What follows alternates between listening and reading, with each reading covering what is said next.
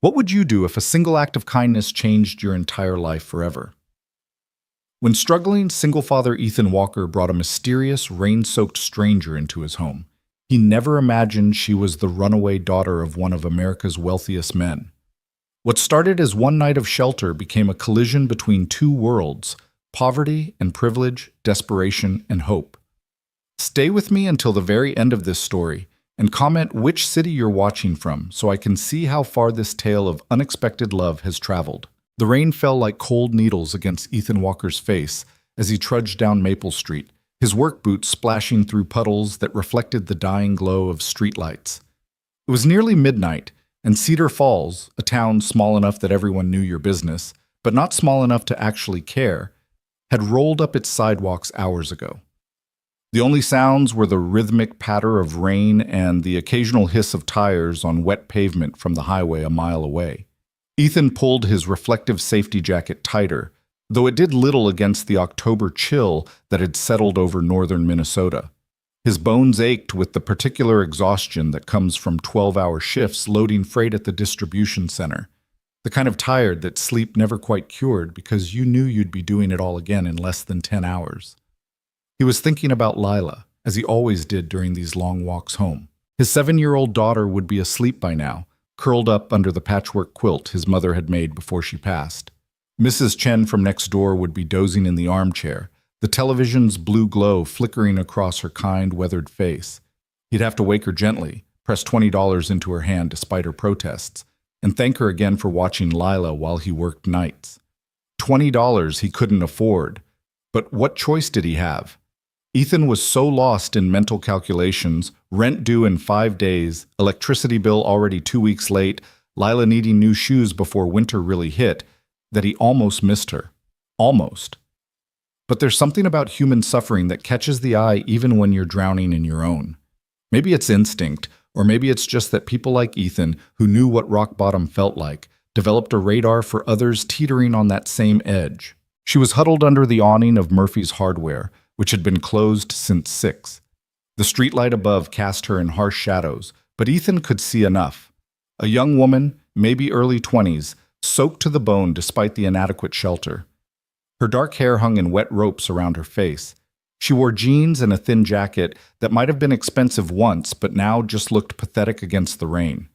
Her arms were wrapped around her knees, and she was shaking. Whether from cold or something else, Ethan couldn't tell. Most people would have walked past. Cedar Falls wasn't big enough to have a serious homeless problem, but it wasn't small enough to be immune to human tragedy either. You learned to look away, to tell yourself it wasn't your problem, that you had enough troubles of your own. Ethan stopped walking. He stood there for a long moment, rain dripping from his jacket, exhaustion pulling at every muscle, while some internal debate played out. He thought of Lila, of the $20 in his wallet that was already spoken for. He thought of the last time he'd tried to help someone, his ex-wife's cousin, who'd stolen Lila's birthday money and disappeared. He thought of every responsible reason to keep walking. Then he thought of his mother, who used to say that kindness wasn't about having enough to share. It was about sharing even when you didn't. "Hey!" Ethan called out, his voice rough from disuse. He'd barely spoken all shift. "You okay?" The woman's head jerked up, and for a split second Ethan saw pure terror in her eyes, the look of a cornered animal. Then she seemed to force herself into stillness, her face going carefully blank. Even in the dim light, even with rain and exhaustion obscuring details, Ethan could see she was pretty. But it was the kind of pretty that had been beaten down by something, her features sharp with hunger or fear, or both. "I'm fine," she said, her voice barely audible over the rain. "Just waiting for someone." It was a lie, and they both knew it. Nobody waited for anyone at midnight under Murphy's awning. Not in Cedar Falls. Not in this weather. Ethan should have nodded and walked away. That would have been the smart thing, the safe thing. Instead, he heard himself say, "There's a diner about 2 miles that way. Stays open till 2. They've got coffee and—" "I said I'm fine." Her voice was sharper now, with an edge that suggested she'd had practice shutting people down. "I don't need anything." "Okay." Ethan shifted his weight, aware of how he must look, a tall, broad-shouldered man in work clothes, approaching a vulnerable woman alone at night. He took a step back, hands visible. I'm just heading home. Live about 3 blocks that way. He gestured vaguely east. If you change your mind about that diner, or if you need, I don't know, a phone to call someone, or just to get out of the rain for a minute. He trailed off, feeling foolish. What was he doing? He had nothing to offer. His house was barely more than a shack held together by determination and duct tape. He was nobody, just another tired man in a town full of them, trying to keep his head above water and failing more often than not. The woman stared at him with an intensity that made him uncomfortable. She was looking at him like she was trying to solve a puzzle, to figure out what angle he was working, what he wanted from her. Why? She finally asked. Why what? Why would you help me? You don't know me. Ethan shrugged, suddenly aware of how bone-deep tired he was. Guess I know what it's like to be stuck in the rain with nowhere to go. Doesn't feel good. Something flickered across her face. Surprise, maybe, or recognition. For a moment, her carefully constructed walls seemed to crack, and Ethan saw the scared girl underneath the defensive exterior. Then she looked away. You should go home. I'm sure someone's waiting for you. My daughter's asleep, and the neighbor who watches her is probably snoring in my armchair.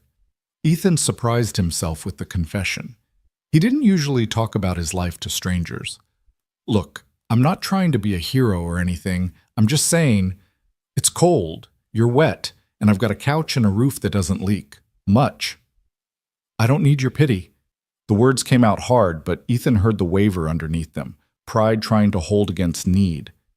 It's not pity, he said quietly. It's just being human. We're supposed to help each other, right? That's the deal. That's not how the world works. Maybe not, but it's how I work. They looked at each other through the rain. Ethan could see her wavering, could see the exhaustion and desperation she was trying so hard to hide. He also saw something else, a deep, bone-deep wariness, the kind that came from being hurt too many times. One night, he said, the couch, some dry clothes if you want them, and I'll mind my own business. In the morning, you can leave whenever you want. No questions, no judgment, no strings. Why would you trust me? I could rob you. I could be dangerous. Ethan almost laughed, but it would have sounded bitter. Lady, I've got nothing worth stealing. The TV's from 2010.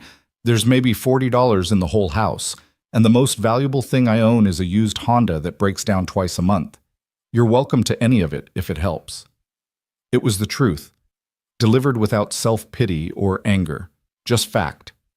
And maybe that's what got through to her, because after another long moment of silence, she slowly unfolded herself from under the awning. She was taller than he'd expected, but so thin that her clothes hung on her frame. Up close, he could see the dark circles under her eyes, the way her hands trembled. One night, she repeated, her voice barely a whisper. And I leave in the morning. Deal. They walked through the rain in silence, Ethan keeping a respectful distance. He caught her glancing at him sideways, still wary, still ready to run. He didn't blame her. The world taught women to be afraid of men, especially men offering help. The fact that she was willing to take the risk told him just how desperate she must be. Cedar Falls at midnight was a ghost town. They passed the closed pharmacy, the dark windows of the dollar store, the shuttered cafe where Ethan sometimes splurged on coffee when payday landed just right. Their footsteps echoed off the empty buildings, and the rain had settled into a steady drumbeat that seemed like it might never stop. What's your name? The woman asked suddenly. Ethan. Ethan Walker. She nodded but didn't offer her own name in return. Ethan didn't push. His house appeared after 3 blocks, a small, weathered structure that had seen better days sometime around 1975. The porch sagged on one side, the paint was peeling, and one of the shutters hung at an angle, but the lights were on inside, warm and yellow against the darkness. It's not much, Ethan said, suddenly embarrassed. He was about to bring this stranger, this girl who, despite her circumstances, had an air of refinement he couldn't quite place, into his shabby little house with its thrift store furniture and patched walls. It's perfect, she said, and there was something in her voice that made him look at her sharply. But her face was turned away, hidden in shadow. The door wasn't locked. Ethan had stopped locking it years ago. partly because there was nothing to steal, and partly because the lock was broken and he couldn't afford to fix it.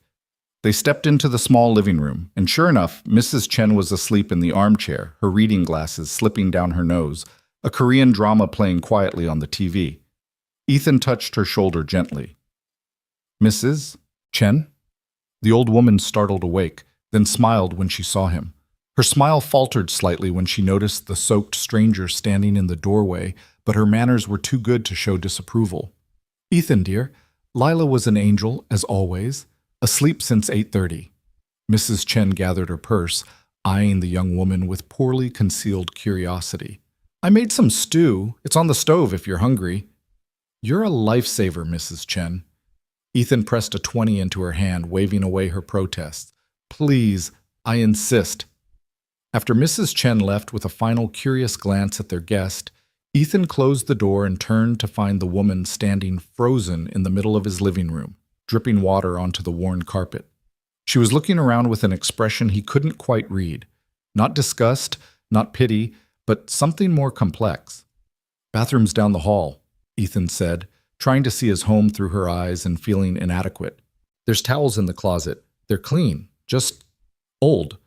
I can find some dry clothes if you want. They'll be too big, but—" "Why are you doing this?" she interrupted, turning to face him. Her eyes were searching his face again, like she was looking for the catch, the hidden agenda. "Really? Why?" Ethan was too tired for anything but honesty. "Because a long time ago, my wife left me with a baby and about $300 to my name. I was sleeping in my car, trying to figure out how to keep my daughter fed, when a stranger, a guy who worked at the gas station, offered to let me crash on his couch for a week. No questions asked." He paused, remembering. "That week gave me enough breathing room to find this place, to get the job at the distribution center. I never got to pay him back. He moved away before I could. So I guess I figure, maybe this is how you pay it forward. Maybe that's all any of us can do." The woman's eyes were bright, and Ethan realized with alarm that she was fighting tears.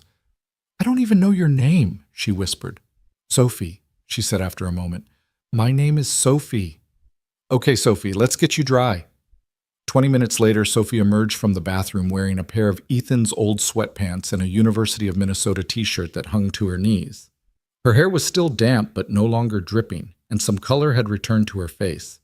Ethan had set out blankets on the sagging couch, along with a pillow that had seen better days. "There's stew on the stove if you're hungry," he said, keeping his distance, aware of how small the house was and how that might make her uncomfortable. "Help yourself to anything in the kitchen. It's not much, but—" "Thank you," Sophie said, and this time her voice cracked slightly on the words. "Thank you, Ethan." He nodded, suddenly awkward. "My daughter's room is right there," he said, pointing to the first door down the hall. "So if you need anything, just knock on my door. Second one. I'm a light sleeper." "Okay." An uncomfortable silence stretched between them. Ethan wanted to ask the questions crowding his mind: where she'd come from, what she was running from, whether she had family who was worried, but he'd promised no questions, and he meant it. "Good night, Sophie." "Good night." Ethan retreated to his room, closing the door quietly. Through the thin walls, he could hear the soft sounds of Sophie moving around the living room, then nothing. He lay in bed, staring at the water-stained ceiling, wondering what he'd just done, wondering if Lila would be safe with a stranger in the house, wondering if he'd just made the biggest mistake of his life or done the only decent thing he could. He must have dozed off eventually, because the next thing he knew, early morning light was filtering through the threadbare curtains, and someone was screaming. Ethan bolted out of bed, his heart hammering, and threw open his door. Lila stood in the hallway in her rainbow pajamas, her eyes wide with shock. And Sophie was sitting up on the couch, looking equally startled, the blankets tangled around her legs. "Daddy!" Lila shrieked, pointing dramatically at Sophie. "There's a princess on our couch!" The absurdity of it, the pure innocent wonder in his daughter's voice, broke through Ethan's panic. He found himself laughing, the tension draining from his shoulders as he scooped Lila into his arms. "That's not a princess, sweetheart. That's Sophie. She's a friend who needed a place to stay last night." "She looks like a princess," Lila insisted, studying Sophie with the serious intensity only a 7-year-old could muster. "She's got long hair and everything." Sophie, who had looked terrified a moment ago, was staring at Lila with an expression of pure wonder. Then slowly she smiled. A real smile, not the careful, guarded expression she'd worn the night before. It transformed her face, made her look younger, more vulnerable. "I'm not a princess," Sophie said softly, "but thank you. That might be the nicest thing anyone's ever called me." Lila wiggled out of Ethan's arms and approached the couch with the fearlessness of a child who'd never learned to mistrust strangers. "Are you staying for breakfast? Daddy makes pancakes on Sunday mornings. They're kind of burnt, but they're good if you put enough syrup on them." "Lila," Ethan warned, embarrassed. "Sophie was just leaving." "Actually," Sophie interrupted, her eyes still on Lila, "burnt pancakes sound perfect. If that's okay." Ethan looked between his daughter, bouncing with excitement, and this mysterious woman who'd materialized out of the rain. Every logical part of his brain was screaming that this was a bad idea, that he should let her leave, should go back to his simple, struggling life without complications. But there was something in Sophie's eyes, a desperate hunger that had nothing to do with food. It was the look of someone who'd been alone for so long that even burnt pancakes with a stranger felt like salvation. "Okay," Ethan heard himself say. "Pancakes it is." The kitchen was tiny, barely big enough for two people to move around comfortably, but somehow the three of them made it work. Lila chattered nonstop, asking Sophie a million questions with the boundless curiosity of childhood. Where did she come from? Did she have any pets? What was her favorite color? Did she like unicorns? Sophie answered patiently, carefully, revealing almost nothing of substance but engaging with Lila's enthusiasm in a way that made Ethan's chest ache. He watched them while he mixed batter, store-brand pancake mix because that's what he could afford, and tried to figure out who this woman really was. She had an accent he couldn't quite place, not Southern or Midwestern, but something more refined? Educated? The way she held herself, even in borrowed sweatpants, suggested someone used to better circumstances. But then there were the bruises he'd noticed on her wrists when she pushed up the sleeves to help Lila set the table, fading but visible in the shape of fingerprints. Someone had grabbed her, hard. Ethan's jaw tightened, but he said nothing. No questions. That was the deal. "Daddy, the pancakes are smoking," Lila announced helpfully. "Right. Sorry." Ethan flipped them quickly, revealing their characteristic burnt edges. "See? Perfectly imperfect." Sophie laughed, actually laughed, and the sound was so unexpected, so genuine, that both Ethan and Lila stopped to stare at her. She clapped a hand over her mouth, looking embarrassed. "Sorry, I can't remember the last time I had burnt pancakes. Or any pancakes, really." "Where do you live that they don't have pancakes?" Lila asked, scandalized. "Lila, honey, maybe we should—" Ethan started. "It's okay," Sophie said quietly. She knelt down so she was at Lila's eye level. "I've been living in a place where everything was perfect all the time. Perfect food, perfect clothes, perfect everything. And you know what? Perfect is really, really boring. It makes you forget what real things taste like." Lila considered this with the seriousness it deserved. "That sounds sad." "It was," Sophie agreed, "but I think I'm done with perfect now." They ate breakfast at the rickety kitchen table, Ethan, Lila, and Sophie, like it was the most natural thing in the world. The pancakes were indeed burnt on the edges and gummy in the middle. The syrup was the cheap kind from the dollar store, and they drank water because Ethan had forgotten to buy milk. It should have been a disaster. Instead, it was perfect. Sophie ate slowly, savoring each bite like it was the finest meal she'd ever had. She listened to Lila's rambling stories about school and her best friend Maya and the stray cat that lived behind the convenience store. She laughed at Lila's jokes and asked follow-up questions and seemed genuinely interested in the life of a 7-year-old in Cedar Falls, Minnesota. And Ethan found himself relaxing, letting down the guard he usually kept up around strangers. There was something about Sophie, beneath the obvious fear and exhaustion, that felt trustworthy, genuine. Like maybe, despite all evidence to the contrary, she was exactly who she appeared to be. Just someone who needed help. After breakfast, Lila insisted on showing Sophie her room. "It's small, but I have a good view of the tree," while Ethan cleaned up the kitchen. Through the wall, he could hear his daughter's excited voice and Sophie's softer responses, punctuated by occasional laughter. He was drying the last plate when Sophie appeared in the doorway. She'd changed back into her own clothes, still damp but wearable, and her hair was pulled back in a neat ponytail. The borrowed clothes were folded neatly over her arm. "I should go," she said, and Ethan heard the regret in her voice.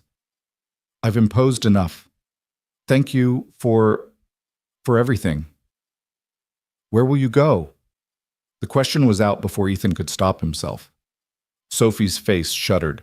"I'll figure something out. I always do." "Sophie."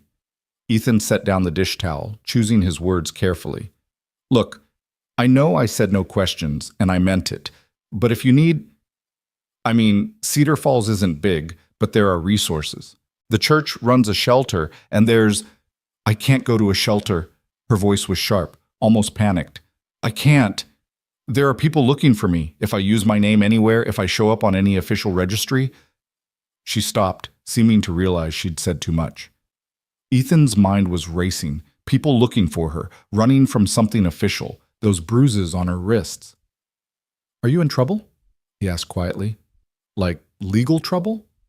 "No, nothing like that. I didn't do anything wrong. I just..." Sophie's hands twisted together. "I just need to disappear for a while. To figure things out." This was the moment where Ethan should have shown her the door, should have protected his daughter from whatever mess this woman had brought to his doorstep. It was the responsible thing to do, the smart thing. Instead, he said, "The laundromat down on 3rd Street is hiring. My buddy Carl runs it. He pays cash, doesn't ask too many questions. If you need a few days to get on your feet..." Sophie stared at him like he'd spoken a foreign language. "Why would you... You don't even know me. I know you made my daughter laugh at breakfast. I know you washed your dishes without being asked. I know you're scared and running from something, and..." Ethan paused, surprised by his own conviction. "And I know what it's like to need a second chance. So if you want it, the offer's there." For a long moment, Sophie just looked at him. Her eyes were bright with unshed tears, and Ethan could see her fighting some internal battle. Pride against need, fear against hope. "I don't have anywhere else to go," she finally whispered. "I've been sleeping in bus stations and under bridges for 2 weeks. I have $43 and a credit card I can't use because they'll trace it. I'm so tired and I'm so scared and I don't know what to do." The confession seemed to break something in her. Her shoulders slumped, the last of her defenses crumbling, and suddenly she wasn't a mysterious stranger anymore. She was just a frightened girl who needed help. "Okay," Ethan said gently. "Then here's what we're going to do. You're going to stay on the couch for a few more nights, a week maybe, until you get a couple paychecks from Carl. No arguments," he added, when Sophie opened her mouth to protest. "Lila already loves you, and honestly, it'll be nice to have another adult around. The house gets lonely." "I can't ask you to..." "You're not asking. I'm offering. There's a difference." Sophie looked down at the folded clothes in her arms, and Ethan saw a tear splash onto the worn fabric of his old t-shirt. When she looked back up, her eyes were swimming. "I don't know how to thank you." "Don't thank me yet. Wait till you see how bad the couch really is for sleeping. Your back's going to hate me by day 3. It was a weak joke, but it worked. Sophie laughed through her tears, and some of the tension in the room broke. "Can Sophie stay, Daddy?" Lila appeared from her room, having clearly been eavesdropping. "Please? She said she'd teach me how to braid hair." Ethan raised an eyebrow at Sophie, who had the grace to look embarrassed. "I may have promised some hair tutorials." "Then I guess she's staying," Ethan said, ruffling Lila's hair. "At least until you learn all her secrets." The next few days fell into an unexpected rhythm. Ethan worked his night shifts, came home exhausted, and found Sophie and Lila laughing over breakfast. Sophie started work at Carl's laundromat, coming home with red, chapped hands and stories about the regulars. She insisted on contributing to groceries, pooling her cash wages with Ethan's paycheck, and suddenly they could afford things like fresh vegetables and real coffee instead of the instant kind. "This is too much," Ethan protested when Sophie came home with a bag full of actual groceries: chicken breast, fresh broccoli, a gallon of milk, a box of real butter. "It's not too much. It's fair." Sophie was unloading the bags, organizing the fridge with an efficiency that suggested she'd never done it before but was determined to get it right. "You gave me a place to stay. The least I can do is help feed us." "Sophie, Ethan, She turned to face him, and in the afternoon light streaming through the kitchen window, he was struck again by how pretty she was. The exhaustion was fading from her face, replaced by something like peace. "Please, let me do this. Let me feel like I'm contributing something." So he did. Lila thrived with Sophie around. The little girl had been starved for female attention. Ethan did his best, but he was just one person, working impossible hours, trying to be both mother and father. Sophie filled a gap he hadn't even realized was there. She braided Lila's hair before school, helped with homework at the kitchen table, listened to endless stories about playground politics and the mysterious ways of second-grade boys. And Ethan found himself looking forward to coming home. It had been just him and Lila for so long, ever since Melissa left when Lila was 6 months old, chasing some dream of a bigger life that apparently didn't include a husband and baby. He'd built walls around his heart, focused entirely on keeping his daughter safe and fed and happy. He didn't have time for friends, for relationships, for anything that wasn't work and Lila. But Sophie was different. She wasn't asking for anything, wasn't expecting anything. She was just there. Making coffee in the morning, leaving little notes stuck to the fridge. Took Lila to the park, back by 5S. Humming while she folded laundry. The house felt warmer with her in it, more like a home and less like a survival bunker. "Daddy's happy now," Lila announced one evening at dinner. Spaghetti with actual meat sauce, another Sophie contribution. "He smiles more." Ethan felt his face heat. "I smile plenty." "Not like this." Lila gestured vaguely at his face. "This is different. This is like inside happy, not just outside happy." Sophie was studying her plate intently, but Ethan could see the hint of a smile at the corners of her mouth. "Well," he said, "I guess having another person to talk to helps. Gets lonely, just the two of us sometimes." "I'm not boring," Lila protested. "Never said you were, kiddo. You're the least boring person I know." But that night, after Lila was in bed, Ethan found himself sitting on the porch, a luxury he usually couldn't afford in October. But the rain had stopped and the night was unusually warm. Sophie joined him without asking, 2 cups of tea in her hands.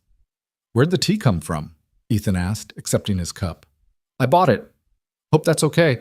I don't know, it seemed like something we could use. Something nice." They sat in comfortable silence, sipping tea that was probably fancier than anything Ethan had ever tasted. The neighborhood was quiet, just the distant sound of traffic from the highway and Mrs. Chen's TV through her window. "Can I ask you something?" Sophie said finally. "Sure." "Why did your wife leave?" Ethan had been expecting the question eventually. "She was young, we both were.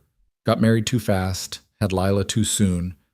When reality hit, the bills, the diapers, the crying at 3 a.m., she realized it wasn't what she wanted." He paused. "Or I wasn't what she wanted." "Hard to say." "That must have been hard." "It was. Still is sometimes. But I've got Lila, and that's everything." He glanced at Sophie. "What about you? What are you running from?" He hadn't meant to ask. But sitting there in the dark, with tea warming his hands and Sophie beside him, it felt natural, safe. Sophie was quiet for so long that Ethan thought she wouldn't answer.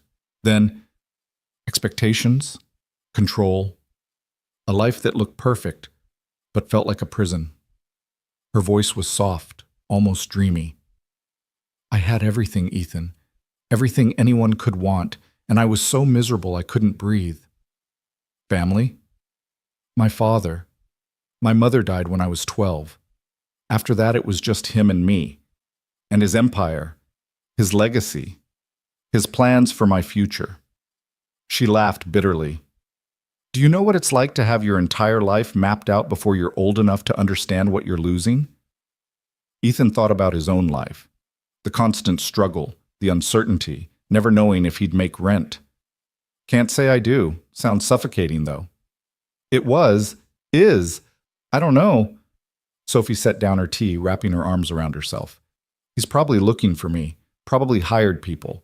I shouldn't stay here much longer. I'm putting you and Lila at risk." "What would happen if he found you?" "He'd take me back. Make me go back to being the perfect daughter, the perfect heiress, the perfect puppet, and I'd rather live under a bridge for the rest of my life than go back to that. The vehemence in her voice startled Ethan. He'd seen people desperate before. He'd been desperate himself, but this was something different. This was someone who'd tasted freedom and would do anything not to lose it again. Then don't, he said simply. Don't go back. It's not that easy. Why not? Sophie laughed, the sound hollow. Because he's Richard Blake, because he owns half the companies in this state, because when Richard Blake wants something, he gets it, always. The name meant nothing to Ethan, but the fear in Sophie's voice told him everything he needed to know. You're safe here, he said quietly. As safe as anywhere, anyway. Cedar Falls is small enough that strangers stand out, but too boring for anyone to really pay attention. If you need more time, I can't keep taking advantage of your kindness. It's not advantage if I'm offering. Ethan finished his tea, the cup empty but still warm in his hands. Look, I'm not going to pretend I understand your world. I don't. But I understand running, and I understand fear, and I understand what it means to need a safe place to catch your breath. So stay. Stay as long as you need to. Sophie turned to look at him, and in the dim porch light, her eyes were luminous. Why are you so kind? I'm not. I'm just doing what someone once did for me. That's all. But even as he said it, Ethan knew it wasn't quite true. Because somewhere in the past few days, Sophie had stopped being just a stranger. He was helping. She'd become part of their little household, part of their family. And the thought of her leaving, of the house going back to being just him and Lila, made his chest ache in a way he hadn't felt in years. He was falling for her. The realization hit him like a physical blow. He was falling for this mysterious, broken, beautiful woman who'd stumbled into his life out of the rain, and he had no idea what to do about it. Ethan? Sophie's voice pulled him from his thoughts. Thank you for everything, for not asking questions, for just letting me be nobody for a while. You're not nobody, he said, and meant it. You're Sophie, and you're welcome here. They sat together in the darkness, two people from completely different worlds, connected by circumstances and kindness and something else, something neither of them was quite ready to name yet. Inside, through the window, they could see Lila's nightlight glowing softly in her room. A child sleeping safely, unaware of the complicated adult world swirling around her. And for that moment, at least, everything was perfect, even if they both knew it couldn't last. The following Monday morning arrived with the kind of crisp autumn clarity that made Cedar Falls almost beautiful. Sophie stood outside Carl's wash and fold, the laundromat's faded sign creaking gently in the breeze, and took a deep breath before pushing through the door. The smell hit her first, detergent and fabric softener and steam, undercut by something vaguely metallic from the old machines. It was nothing like the climate-controlled luxury of Blake Holdings' corporate headquarters, nothing like the pristine penthouse she'd grown up in. It was real and honest and completely overwhelming. You must be Sophie. A man in his 50s emerged from the back, wiping grease-stained hands on a rag. His face was weathered but kind, with laugh lines around his eyes. Ethan called me, said you needed work. Yes, sir. I'm a hard worker, I promise. I can learn quickly, and I don't mind long hours. Carl held up a hand, cutting off her nervous rambling. Ethan vouched for you. That's good enough for me. His word means something around here. He tossed her an apron, blue and worn, but clean. Pays $9 an hour, cash every Friday. Hours are 7 to 3, Monday through Saturday. You start now. Sophie caught the apron, her hands trembling slightly. $9 an hour. She'd spent more than that on a single coffee in her old life, had worn dresses that cost more than Carl probably made in a month. Now those $9 felt like a fortune. Thank you, she whispered. Thank you so much. Don't thank me yet. You haven't seen the backed-up dryers in the corner. The work was brutal. Sophie had never done manual labor in her life. The closest she'd come was arranging flowers for a charity event, supervised by a professional florist who'd done all the actual work. Now her hands were plunged into hot water, scrubbing stains from other people's clothes. She loaded industrial washers that required her full body weight to close, hauled wet laundry in canvas bins that left her shoulders screaming, folded endless stacks of towels and sheets until her fingers cramped. By noon, her back ached. By 2, blisters had formed on her palms. By 3, when Carl told her she could clock out, Sophie was fairly certain she'd never been so exhausted in her entire life, and she'd never felt better. "You did good today," Carl said, pressing $45 into her blistered hands. "Real good. See you tomorrow?" "Yes. Absolutely yes." Sophie walked home. Home. What a strange word for Ethan's little house, with her first day's wages clutched in her hand. $45. In her old life, she wouldn't have bent down to pick up a $50 bill if she'd dropped it. Now these wrinkled bills felt like victory. She stopped at the corner store and bought ground beef, pasta, a jar of sauce, and a box of brownie mix. The cashier, an elderly woman with kind eyes, smiled at her. "Making dinner for someone special?" "Just friends," Sophie said, the word feeling strange and wonderful in her mouth. "Just people who've been kind to me." When she let herself into the house, Ethan had given her a key which felt like a gift beyond measure. She found Lila at the kitchen table, tongue sticking out in concentration as she worked on her homework. The little girl's face lit up when she saw Sophie. "You're home! How was work? Did you wash a million clothes? Did your hands get all wrinkly?" Sophie laughed, setting down her bags. "I washed at least a million clothes. And yes, my hands are very wrinkly. How was school?" "Boring. Mrs. Peterson made us do multiplication tables forever. But guess what? Maya said I could come to her birthday party. It's at the skating rink, and Daddy said I could go if I finish all my homework this week." "That's wonderful. I've never been ice skating." Lila's eyes widened in horror. "Never? Not even once?" "Not even once. That's so sad. Maybe Daddy can take us sometime. He's not very good. He falls a lot. But it's really fun." Sophie felt warmth spread through her chest. The casual inclusion in Lila's plans, the assumption that Sophie would still be here for future adventures, it was intoxicating. "I'd like that." She started dinner while Lila finished her homework, the domestic ritual feeling surreal. 6 weeks ago, she'd been attending a gala in a $10,000 gown, making small talk with senators and CEOs while servers offered champagne and tiny, artful appetizers. Now she was browning ground beef in a dented pan, and somehow this felt more real, more meaningful than any of those polished evenings ever had. Ethan came home at 6:30, his face drawn with exhaustion, his work clothes dusty and stained. But when he walked into the kitchen and saw the table set, dinner cooking, Lila doing homework with Sophie's help, his whole face transformed. "You cooked," he said, and there was something in his voice that made Sophie's heart skip. "It's just spaghetti, nothing fancy." "It smells amazing." He set down his lunchbox, running a hand through his hair.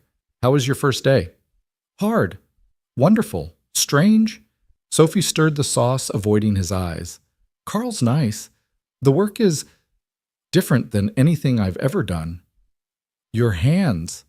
Ethan had crossed the kitchen before she could react, catching her wrist gently. Her palms were red and raw, 2 blisters already forming at the base of her fingers where she'd gripped the laundry bins. "Sophie, you should have worn gloves." "I didn't know. I'll remember tomorrow." But Ethan was already moving, pulling open the cabinet under the sink. He returned with a first aid kit, ancient and half empty but functional, and guided her to sit at the table. Lila watched with interest as her father carefully cleaned and bandaged Sophie's hands, his touch gentle despite his own work-roughened fingers. "You don't have to do this work," he said quietly, not looking at her face. "If it's too hard, I want to do it." Sophie's voice was firm. "I need to do it. For the first time in my life, I'm earning something, really earning it, not just existing because of who my father is." Ethan's hand stilled on hers. "Your father must be someone important." It wasn't quite a question, but Sophie heard the curiosity underneath. She'd been so careful not to reveal too much, to keep her past safely locked away. But sitting here in this warm kitchen, with Lila humming over her math problems and Ethan tending to her wounds like they mattered, the walls she'd built felt less necessary. "He's very important," she said carefully, "in his world. But that world, it's not mine anymore. I don't want it to be. What if he finds you? Then I run again." She said it with more confidence than she felt. "But maybe Maybe I'll have earned enough money by then to get farther this time. To disappear somewhere he'll never think to look. The thought of leaving made her chest ache. In just over a week, this little house with its peeling paint and secondhand furniture had become more of a home than her father's penthouse ever was. Lila had become the little sister she'd never had. And Ethan, she couldn't let herself think about Ethan. Couldn't let herself imagine what might happen if she stayed long enough to really know him, to explore the warmth in his eyes when he looked at her, to understand the way her heart stuttered when he smiled. "Well," Ethan said, finishing the last bandage, "until then, you're going to wear gloves. I'll pick some up tomorrow." "You don't have to." "I know. I want to." Their eyes met, and Sophie felt something shift in the air between them, something neither of them was ready to acknowledge but both could feel building, inevitable as a storm. "Dinner's ready," Lila announced, breaking the moment. "And I finished my homework, so I get extra dessert, right?" They ate together, the three of them crowded around the small table, and Sophie listened to Lila recount her entire day in exhaustive detail. The little girl had a gift for storytelling, turning the mundane drama of second-grade lunch politics into an epic saga. Ethan interjected occasionally with questions or gentle corrections when Lila's enthusiasm stretched the truth, and Sophie found herself laughing, really laughing, for the first time in months. After dinner, while Ethan helped Lila with her bath, Sophie did the dishes.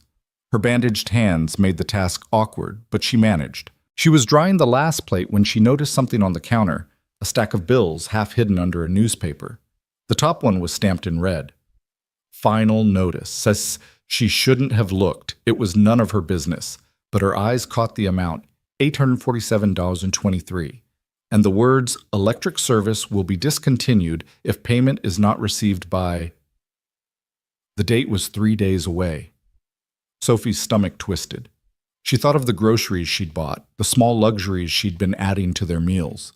She'd been so focused on contributing her fair share that she hadn't realized how precarious Ethan's situation really was.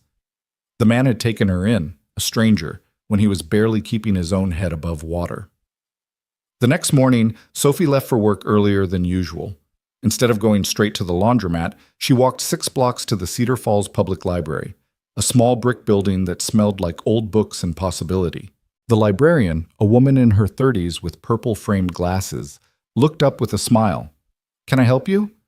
"I need to use a computer for job searching."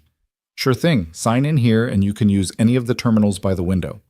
Sophie's fingers trembled as she opened the browser. She couldn't use her real name, couldn't access her accounts, couldn't leave any digital trail that her father's investigators might follow.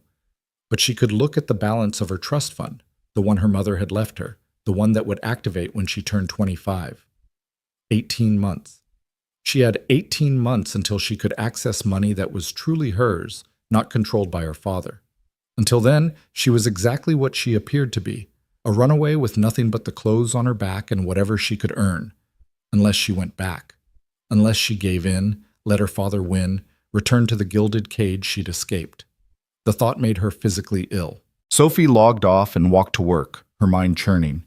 The laundromat was already busy when she arrived, Carl wrestling with a jammed dryer while a line of customers waited impatiently. She threw herself into work, grateful for the physical exhaustion that kept her from thinking too much. At lunch, she sat on the back step with her brown bag, sandwich and apple, packed by Ethan that morning, and stared at her bandaged hands. In her old life, she'd had weekly manicures, hands that had never seen real work.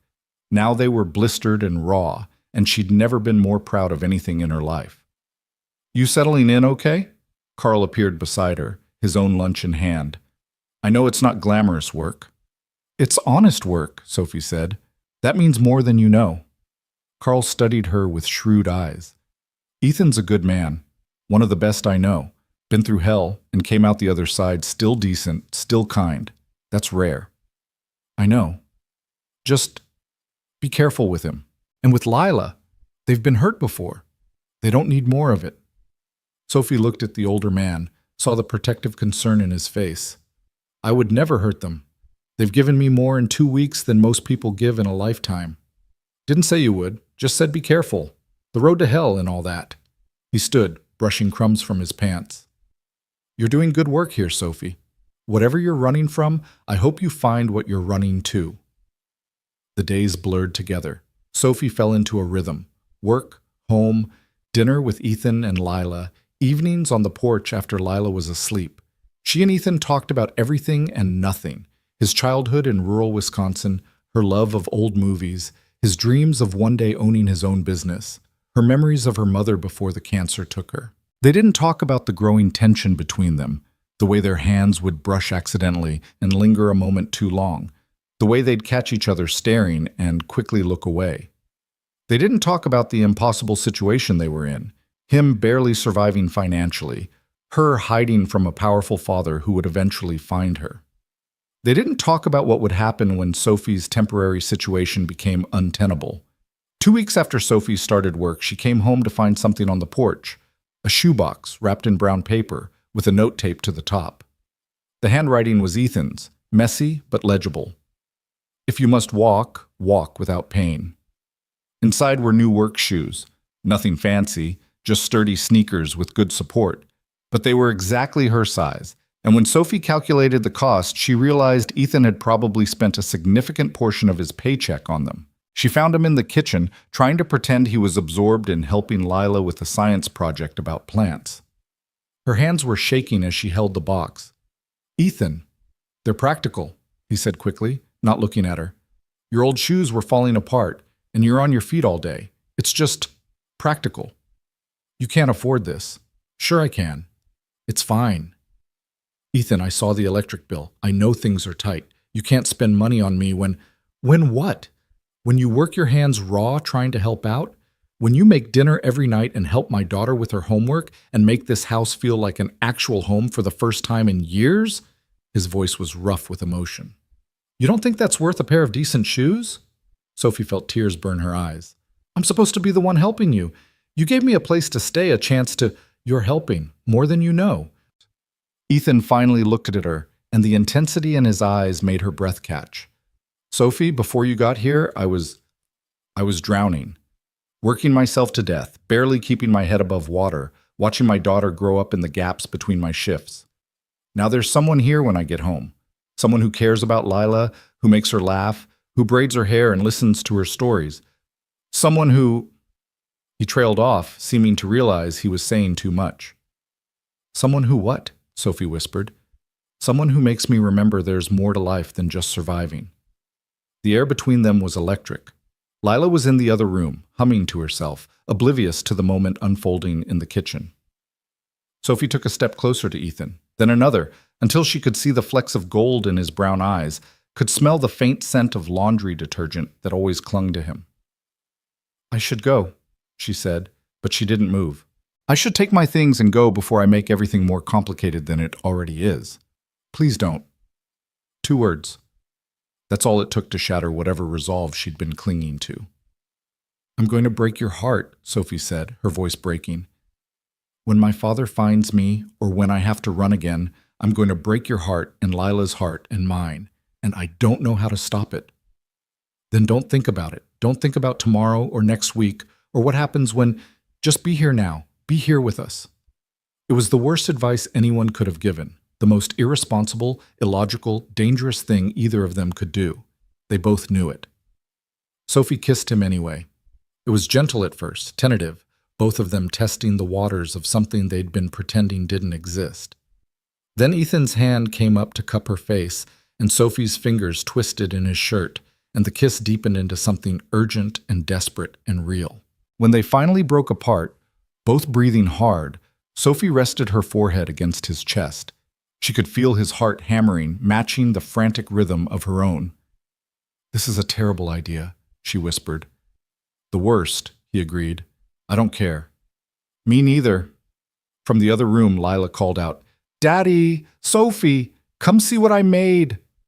They sprang apart like guilty teenagers, and despite everything, the impossibility of their situation, the heartbreak looming in their future, Sophie found herself laughing. Ethan was grinning too, his eyes bright, looking younger than she'd ever seen him. "We're coming, sweetheart," he called back, then quieter to Sophie. "We should probably talk about this." "Probably." "Later?" "Later." But later came sooner than either of them expected. That night, after Lila was asleep, they sat on the porch in their usual spots, the October air finally carrying a real chill. Sophie had wrapped herself in one of Ethan's old sweatshirts, and she caught him staring at her with an expression that made her heart ache. "I need to tell you something," she said quietly, "about who I am, about who my father is. You don't have to—" "I do. If this is—" She gestured helplessly between them. "You deserve to know what you're getting into." So she told him about Richard Blake, CEO of Blake Holdings, a corporate empire worth billions, about growing up in a penthouse with more rooms than people, with staff who knew her schedule better than she did, with a father who loved her in theory but treated her like a business asset in practice, about the arranged marriage her father had planned to the son of a business partner, a merger disguised as a wedding, about the night she'd finally snapped, stolen cash from her father's safe, and run. "I left everything," she finished. "My phone, my cards, my entire life.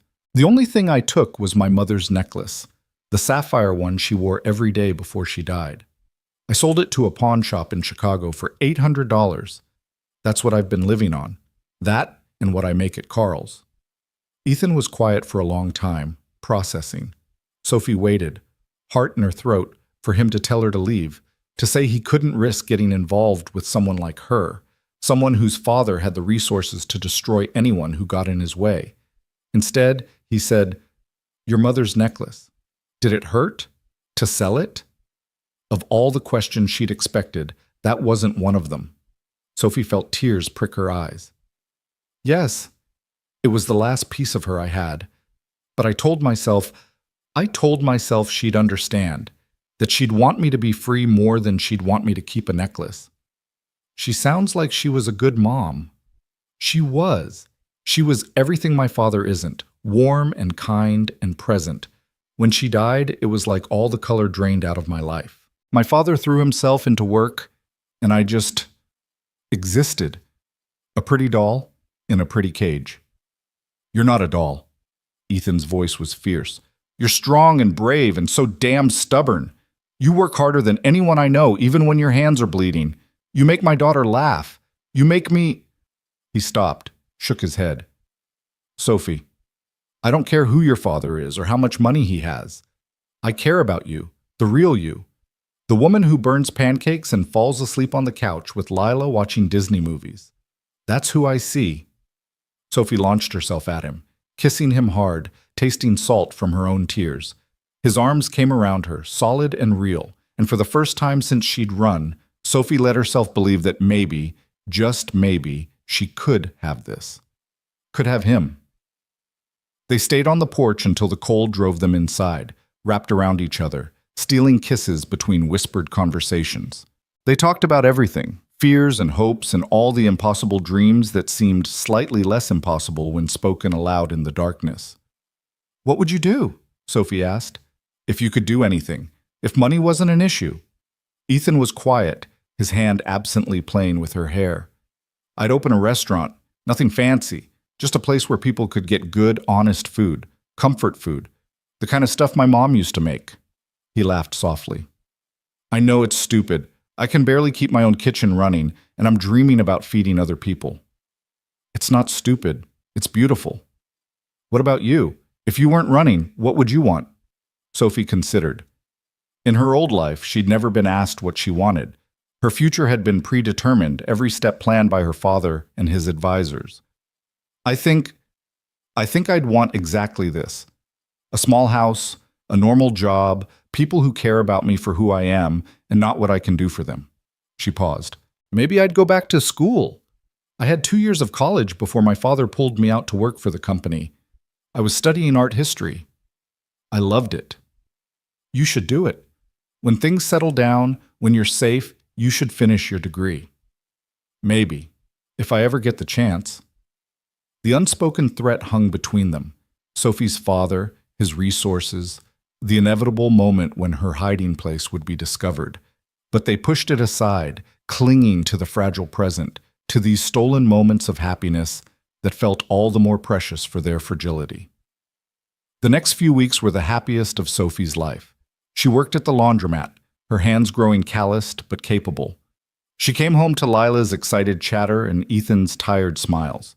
She cooked dinner and helped with homework and fell asleep on the couch more often than not, exhausted but content. And late at night, after Lila was asleep, she and Ethan would steal time together, on the porch, in the kitchen, anywhere they could talk and touch, and pretend that the outside world didn't exist. They were careful around Lila, not wanting to confuse her or make promises they might not be able to keep.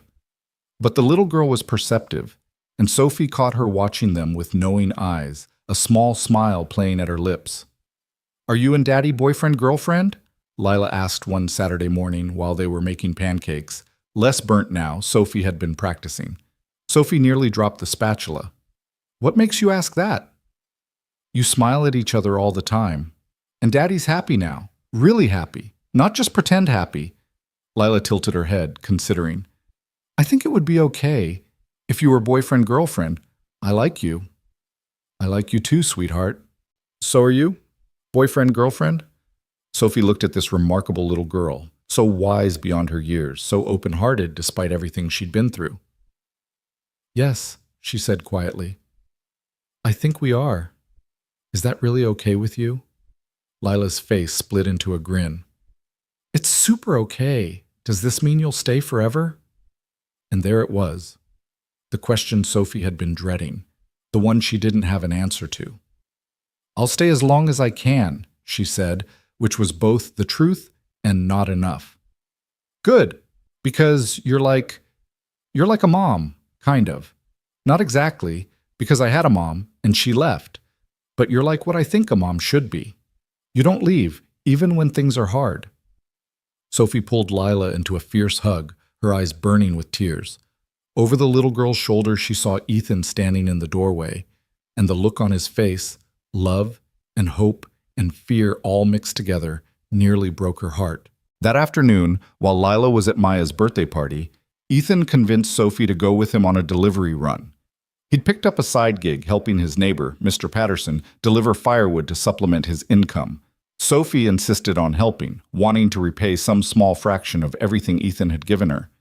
They loaded the truck together, working in comfortable silence, their movements synchronized from weeks of domestic collaboration. The October day was perfect, crisp and clear, the leaves at their peak of autumn glory. As they drove through the countryside surrounding Cedar Falls, Sophie felt something unfamiliar in her chest. Peace. "Thank you," she said suddenly. Ethan glanced at her, one hand on the wheel. "For what?" "For not asking questions, for just letting me be myself, for seeing me." "Sophie, no, let me finish." She turned in her seat to face him. "In my old life, I was never just Sophie. I was Richard Blake's daughter, the Blake Holdings heiress, a strategic asset in my father's business plans. Every interaction, every relationship, every conversation had an agenda. But you don't want anything from me except for me to be here. That's..." Her voice cracked. "That's everything." Ethan pulled the truck to the side of the road, throwing it into park. He turned to her, his expression intense. "Sophie, I need you to understand something. Whatever happens, whenever your father finds you, whenever you have to run again, these weeks with you they've been the best of my life. You've given Lila and me more than you realize, more than we had any right to hope for. Ethan, I love you."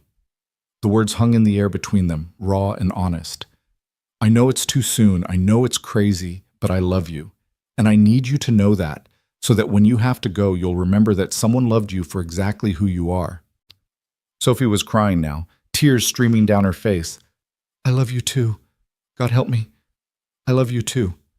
They kissed desperately, clinging to each other in the cab of the old pickup truck, the autumn afternoon golden around them.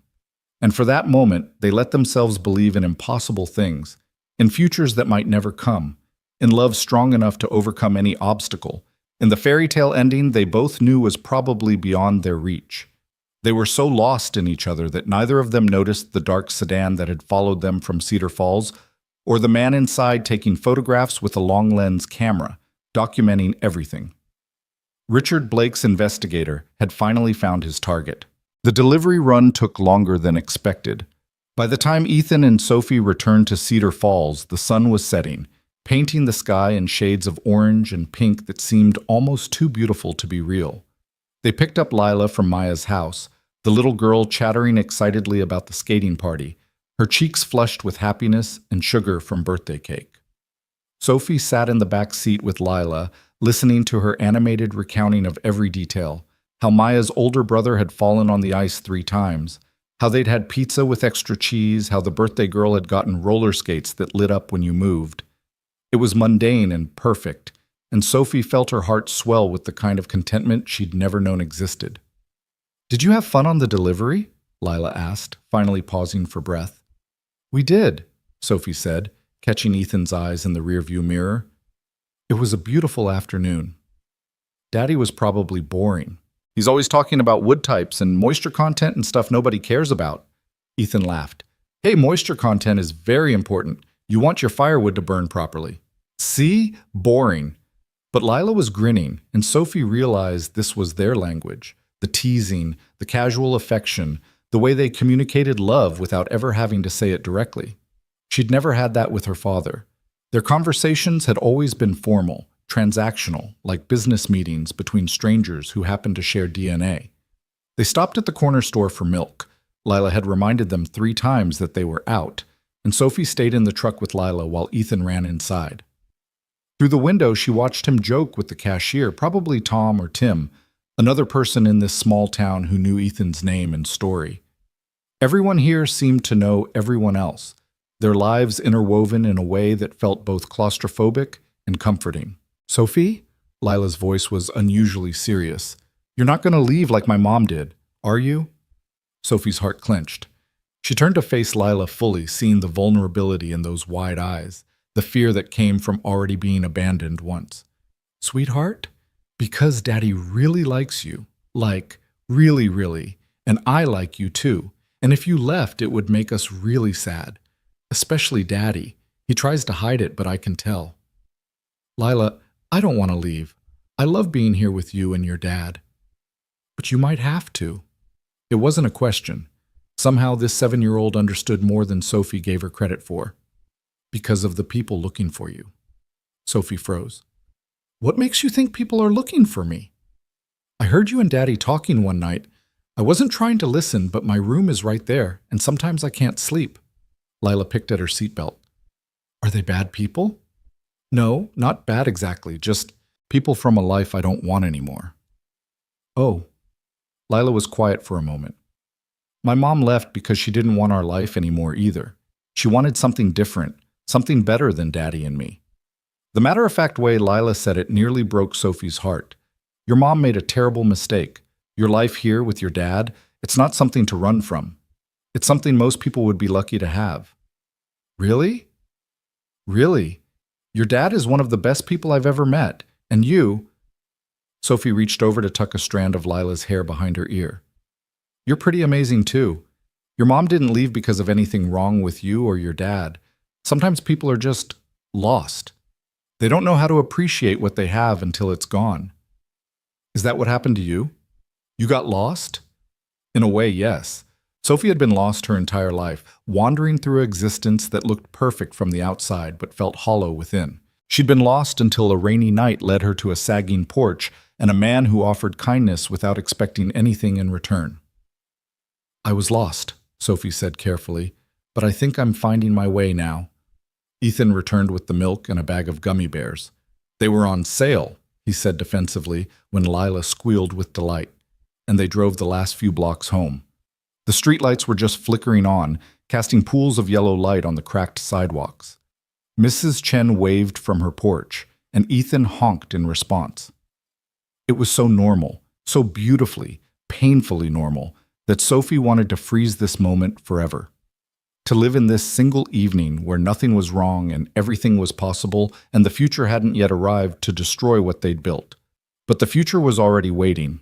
They just pulled into the driveway when Sophie saw it.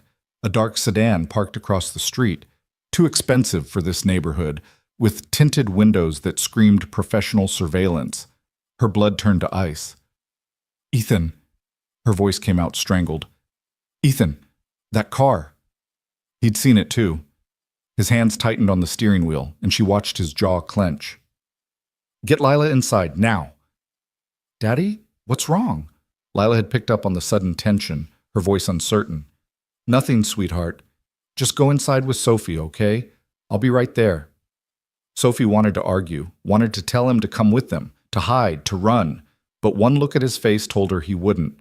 Ethan Walker might not have money or power, but he had pride and protective instincts, and he wasn't about to let anyone threaten his daughter or the woman he loved. Sophie unbuckled Lila and practically carried her to the house, fumbling with the key, her hands shaking so badly she could barely get it in the lock. Behind her, she heard a car door open, heard footsteps on pavement, heard a voice say, "Mr. Walker, I'd like to have a word with you." They got inside, and Sophie immediately pulled all the curtains closed, her heart hammering. Lila was frightened now, picking up on Sophie's panic. "What's happening? Who is that man?" Just someone asking your dad for directions, probably. It's fine." The lie tasted bitter. Sophie peeked through the curtain and saw Ethan standing in the driveway, arms crossed, facing a man in an expensive suit. Even from here, she could see the tension in every line of Ethan's body. The conversation lasted maybe 5 minutes. The man did most of the talking, gesturing occasionally toward the house. Ethan remained perfectly still, his face carved from stone. Finally, the man handed Ethan something, a business card maybe, and returned to his car. But he didn't leave. He just sat there, waiting, watching. Ethan came inside, and the look on his face confirmed Sophie's worst fears. "Lila, honey, can you go play in your room for a bit?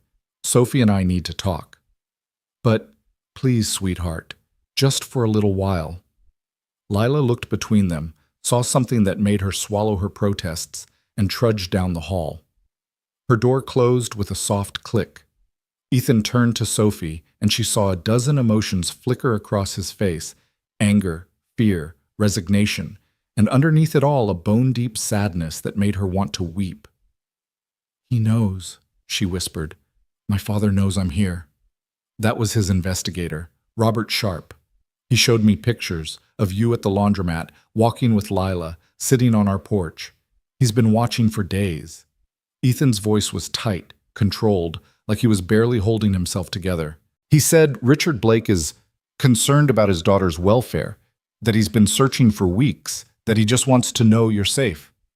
"That's a lie. He doesn't care if I'm safe. He cares that I embarrassed him by running, that I disrupted his plans.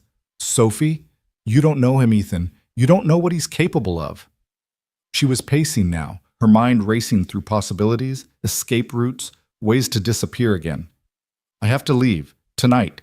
If I leave now, before he gets here, maybe he won't—" "He's already here." The words hit like a physical blow. "What?" "Sharp said Richard Blake is in Cedar Falls, at the hotel on Main Street. He's waiting until morning to—" Ethan swallowed hard. "To give you time to say goodbye." Sophie laughed, a harsh, bitter sound. "How generous. How perfectly in character. He's giving me permission to have one last night before he drags me back to my cage."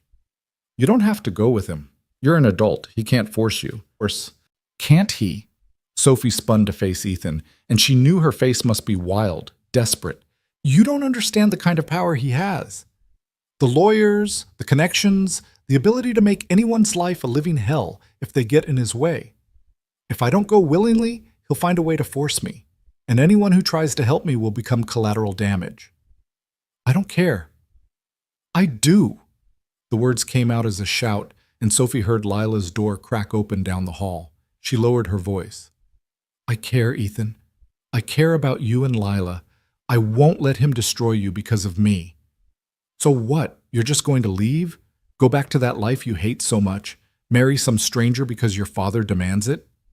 "I don't know. I don't know what I'm going to do, but I know I can't stay here and watch him tear apart everything good I've found." Sophie felt tears streaming down her face. "God, I should never have come here. Should never have let you help me. Should never have fallen in love with you." The last words hung in the air between them, a confession and a goodbye all at once. Ethan crossed the room in 3 strides and pulled her into his arms, holding her so tightly she could barely breathe. "Don't say that. Don't you dare say that. These weeks with you have been—" "Sophie." You've given us so much. You've given me hope. You've given Lila someone to look up to. You've given us a family that's about to be destroyed. Not if you fight, not if we fight together. Sophie pulled back to look at him, saw the determination in his eyes, the stubborn refusal to accept defeat that had probably kept him going through years of struggle and heartbreak. He'll bury you. One phone call to your employer, one whisper in the right ears, and you'll lose your job. He'll make sure you can't find work anywhere. He'll dig into your past, find anything he can use against you, maybe even try to take Lila away. That's what he does. That's who he is. Then let him try. Ethan's voice was steel. Let him do his worst. I'd rather fight and lose than just hand you over without a word. Ethan, a soft knock interrupted them. Lila stood in the doorway, tears streaking her face. Are you leaving, Sophie? The question shattered what little composure Sophie had left. She sank to her knees, opening her arms, and Lila ran to her, burying her face in Sophie's shoulder. They stayed like that for a long moment, Sophie breathing in the little girl's smell of her, strawberry shampoo and birthday cake, and innocence. I don't want to, Sophie whispered. I want to stay here with you and your dad forever. But sometimes grown-ups have to do things they don't want to do. That's stupid. Lila's voice was muffled against Sophie's shirt. If you love someone, you should get to stay with them. That's how it's supposed to work. You're right, that is how it's supposed to work. Sophie pulled back, gently wiping tears from Lila's cheeks. But the world doesn't always work the way it should. Then we'll make it work different. We'll fight. Right, Daddy? Ethan had come to kneel beside them, and Sophie saw her own anguish reflected in his eyes. Right, sweetheart. But they all knew the truth. In a fight between a single father barely making ends meet, and one of the wealthiest men in the country, there was only ever going to be one outcome. That night was the longest of Sophie's life. Lila refused to go to bed, clinging to Sophie like she could hold her there through sheer force of will. They sat together on the couch, all three of them, and watched Disney movies without really seeing them. Lila eventually fell asleep with her head in Sophie's lap, her small hand clutching Sophie's shirt. I could take you away, Ethan said quietly. Right now. Pack up Lila, drain my bank account, and just drive. We could go somewhere he'd never think to look. And then what? Live on the run forever? Move every time we think someone recognizes me? What kind of life would that be for Lila? It would be a life with you in it. Sophie stroked Lila's hair, committing every detail to memory, the way it curled at the ends, the subtle variations in color from dark brown to almost auburn in the right light. She deserves better than that. She deserves a real home, stability, a father who isn't looking over his shoulder every second. She deserves the childhood you're trying to give her. And what do you deserve? The question hung in the air. What did she deserve? Sophie had spent her whole life being told what she deserved by her father. The best schools, the finest clothes, a position in his company, a strategic marriage. But what had she ever chosen for herself? This. She'd chosen this. A shabby little house in a nowhere town with a man who worked too hard and a little girl who needed a mother. She'd chosen honest work that left her hands blistered, burnt pancakes, and evenings on a sagging porch. She'd chosen love, messy and complicated and real. But choosing something and being able to keep it were two very different things. Around midnight, Sophie carefully extracted herself from under Lila's sleeping form and stepped out onto the porch. The night was cold, autumn finally giving way to the coming winter, and she wrapped her arms around herself against the chill. The dark sedan was still there across the street, a silent sentinel ensuring she didn't try to run. The front door opened and closed behind her, and then Ethan's jacket settled around her shoulders, still warm from his body. Can't sleep? He asked, though it wasn't really a question. I keep thinking about what comes next, about having to go back to board meetings and charity galas and pretending to smile while my father parades me around like a trophy. Sophie's voice was flat, emotionless. She'd cried herself empty. About marrying Marcus Ashford, that's the business partner's son. He's 35, arrogant, and sees me as a stepping stone to more power. We've met exactly 4 times, and my father has already started planning the wedding. Don't go, Ethan's voice was rough. Please, Sophie, don't go. I have to. If I don't, he'll make your life a living hell. He'll take everything from you, and I can't. Her voice broke. I can't be responsible for destroying you. What about destroying yourself? Because that's what going back will do. Sophie had no answer for that.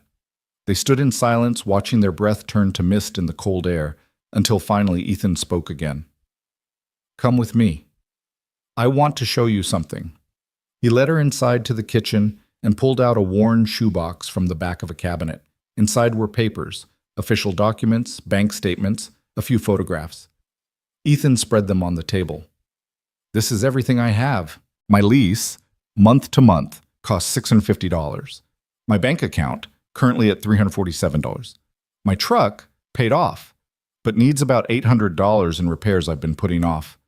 My credit score, not great, but not terrible." He looked up at her. "This is my life, Sophie. It's not much, but it's mine, and I've built it from nothing, and I'll be damned if I let anyone take it from me without a fight." "Ethan, no, listen. I know your father can make things hard for me. I know he has power and money and resources I can't even imagine. But you know what I have? I have Lila. I have friends in this town who've known me since I moved here 5 years ago. I have a work ethic that's kept me employed through worse. And I have this." He placed his hand over his heart. "I have the certainty that what we have, what the three of us have built over these weeks, is real and worth fighting for." Sophie was crying again, silent tears tracking down her face. "You don't understand what you're saying.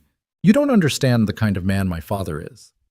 "Then help me understand. Tell me everything and let me decide if I'm willing to take the risk." So she did. Sophie told him everything she'd been holding back, about Richard Blake's ruthless business practices, the competitors he'd crushed, the politicians he owned, the people who'd crossed him and lived to regret it. She told him about her mother's suspicions before she died, about money that disappeared, about deals that skirted the edge of legality. She told him about the prenuptial agreement her father had already drawn up for her marriage to Marcus, one that would leave her with nothing if she ever tried to leave. "He controls everything," she finished. "My trust fund, my mother's inheritance. It's all tied up in conditions and clauses that mean I can't access any of it until I'm 25. And even then, only if I'm in good standing with the family. If I defy him, I get nothing. And anyone who helps me defy him becomes a target." Ethan absorbed all of this, his expression growing darker with each revelation. When she finished, he was quiet for a long moment. "Your father sounds like a real piece of work," he finally said. Despite everything, Sophie almost laughed. "That's putting it mildly. But here's the thing, he's not here right now, you are. And between now and whenever he shows up tomorrow, you have a choice to make. You can decide to go back because you're afraid of what he'll do to me. Or you can decide to stay and fight and trust that I'm strong enough to handle whatever he throws at me. It's not about whether you're strong enough. Yes, it is. Sophie, I've survived my wife leaving, being homeless, working 3 jobs while taking care of a baby. I've survived medical bills and car breakdowns and months where I had to choose between rent and food. I'm not saying it'll be easy, but I'm saying I can survive your father's worst. The question is, can you survive going back to that life now that you know there's another option?" Sophie thought about the penthouse, cold and perfect and empty.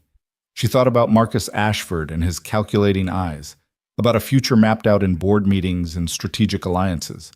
She thought about never seeing Lila's smile again, never feeling Ethan's arms around her, never making burnt pancakes on Sunday mornings. Then she thought about what her father might do to them if she stayed, the lawsuits he could file, the pressure he could apply, the 1,000 ways he could make their lives miserable. She thought about Lila growing up under that shadow, about Ethan losing everything he'd built.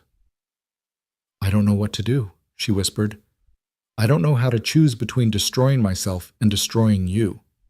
Ethan pulled her close, pressing a kiss to her forehead. "Then don't choose tonight. We'll face tomorrow when it comes. For now, just be here. Be with us."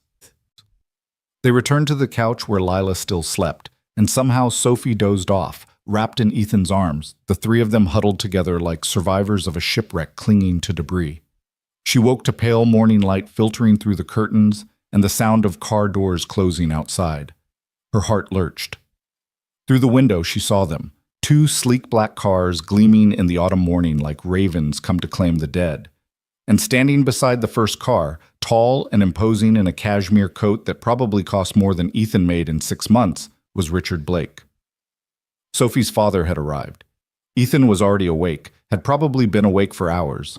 Lila stirred against Sophie's shoulder, opening confused eyes. "Mama." The word was barely audible, probably spoken from some half-remembered dream, but it hit Sophie like a bullet. Lila had never called her that before. "What's happening? Remember yesterday how we talked about how sometimes things don't work out the way we want?" Sophie's voice was surprisingly steady. "That's happening now." "No." Lila sat up, suddenly fully awake.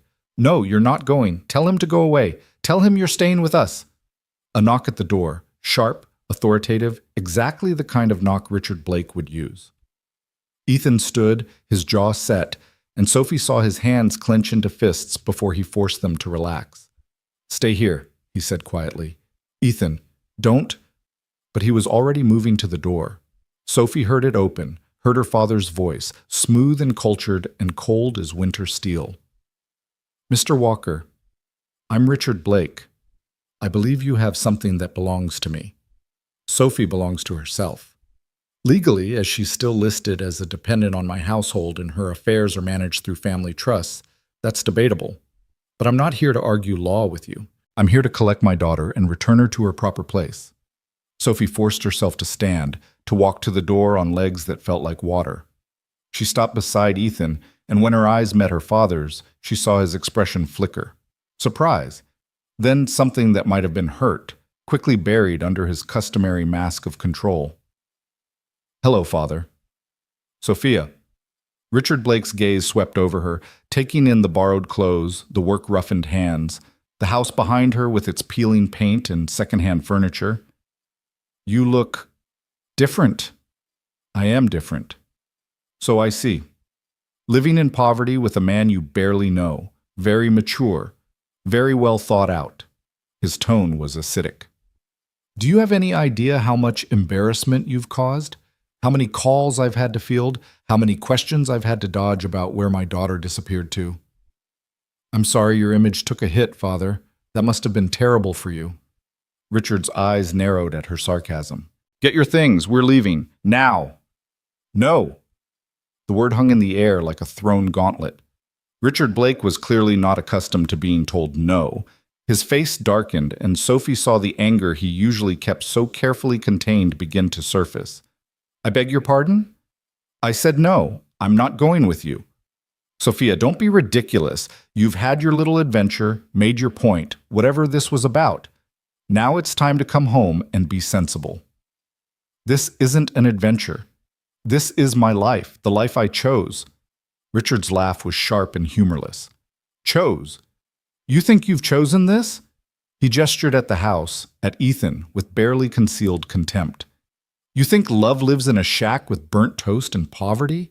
You think this man," he said the word like it was something distasteful, "can give you anything worth having? He's given me more than you ever did. I've given you everything. The best education, the best opportunities, a position in one of the most successful companies in the country. You've given me a cage." Sophie's voice was shaking but firm. "A beautiful, expensive cage. But I'd rather be free and poor than rich and trapped." "Free?" Richard's voice dripped with scorn. "You think working in a laundromat is freedom? You think struggling to pay bills and wondering where your next meal comes from is freedom? You're delusional." "Maybe I am, but I'm happy. For the first time in years, I'm actually happy." "You're in shock. You're confused. This—" Richard waved his hand dismissively. "This isn't real, Sophia. It's a fantasy. And when reality sets in, when the novelty wears off and you're left with nothing but struggle and disappointment, you'll realize what a mistake you've made." "The only mistake I made was taking this long to leave." Richard's control finally snapped. "Enough. I've been patient, I've been understanding, but this ends now. You will get in that car, or I will make your friend here regret the day he decided to harbor a runaway." Ethan stepped forward. "Is that a threat?" "It's a promise." Richard turned his cold gaze on Ethan. "I can have you fired with one phone call. I can make sure you never work in this state again. I can open investigations into your fitness as a parent. I'm sure Child Services would be interested to know you've been housing an unrelated young woman. exposing your daughter to who knows what kind of instability. Sophie saw Ethan go pale, saw him glance back toward where Lila was watching from the hallway, her eyes huge with fear. You wouldn't, Sophie breathed. Try me. Richard's face was granite. I've spent 6 weeks searching for you, Sophia. 6 weeks of worry and frustration and dealing with your absence. I'm done playing games. You will come home, or everyone in this pathetic little house will pay the price. Dad, don't call me that. Daughters respect their fathers. They don't run away and hide like criminals. They don't throw away everything they've been given for... He looked at Ethan with undisguised disgust. For this. Sophie felt something break inside her. She looked at Ethan, saw the worry in his eyes. Not for himself, but for Lila. Saw him doing the same calculation she was doing, weighing love against responsibility, desire against duty. She looked at Lila, still in her pajamas, tears streaming down her face as she watched the adults in her life decide her fate. And she looked at her father, who stood there like a king issuing edicts, who'd never once asked what she wanted, who saw her as a possession to be retrieved rather than a person to be understood. Okay, she heard herself say. Okay, I'll go. Sophie, no, Ethan started. I'll go, she repeated louder. But I have conditions. Richard raised an eyebrow. You're hardly in a position to negotiate. Nevertheless. Sophie straightened, channeling every bit of Blake steel she'd inherited. I'll come home. I'll meet with Marcus. I'll even consider the marriage you want. But you leave Ethan and Lila alone, completely alone. No phone calls to his employer, no investigations, no interference in their lives whatsoever. They were helping someone they thought was in trouble. That's all. They don't deserve punishment for basic human kindness. Richard studied her, and Sophie saw him calculating, weighing options. And if I agree, then I'll get in that car right now. But if I ever find out you've gone back on your word, if you hurt them in any way, I will disappear again. And next time, you'll never find me. It was a bluff. They both knew it. But Richard Blake was a businessman first, and he understood the value of a deal that gave him most of what he wanted. Very well, your friends remain untouched. Now get your things. Sophie turned back to Ethan and Lila, and the look on their faces nearly destroyed her resolve. She went to them, kneeling in front of Lila first. I have to go, sweetheart. I'm so sorry. But you said you'd stay as long as you could, and I did. I stayed as long as I possibly could. Sophie was crying now, not caring that her father was watching, that he was seeing her break. You are the most amazing little girl I've ever met, smart and funny and so incredibly kind. Don't ever lose that, okay? Don't ever let anyone make you hard. I don't want you to go. Lila was sobbing, clinging to Sophie. Please don't go, please. Ethan gently pulled Lila away, gathering her into his arms even as his eyes stayed locked on Sophie. The pain in them was unbearable.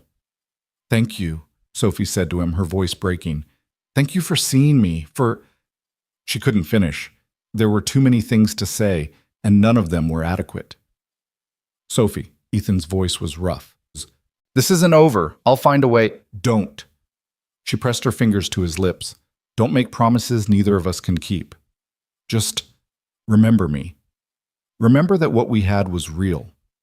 She kissed him then, not caring that her father was watching, that Lila was crying, that the investigator was probably taking photos. She kissed him like it was the last thing she'd ever do, pouring every ounce of love and regret and desperate hope into that single moment. When she pulled away, Ethan whispered, I love you. I love you too, both of you, always. Sophie forced herself to stand, to walk away from them, to follow her father to the waiting car. She didn't look back, couldn't look back, because if she did, she'd break completely. She'd run back to that house and refuse to leave, consequences be damned. The car door closed behind her with the soft, expensive thunk of German engineering. The leather seat was butter soft, the interior climate-controlled and perfect. It smelled like money and power, and everything she'd been running from. Through the tinted window, she watched Ethan standing on his sagging porch, Lila in his arms, both of them watching her leave. She watched until the car turned the corner and they disappeared from view, and then she finally let herself shatter.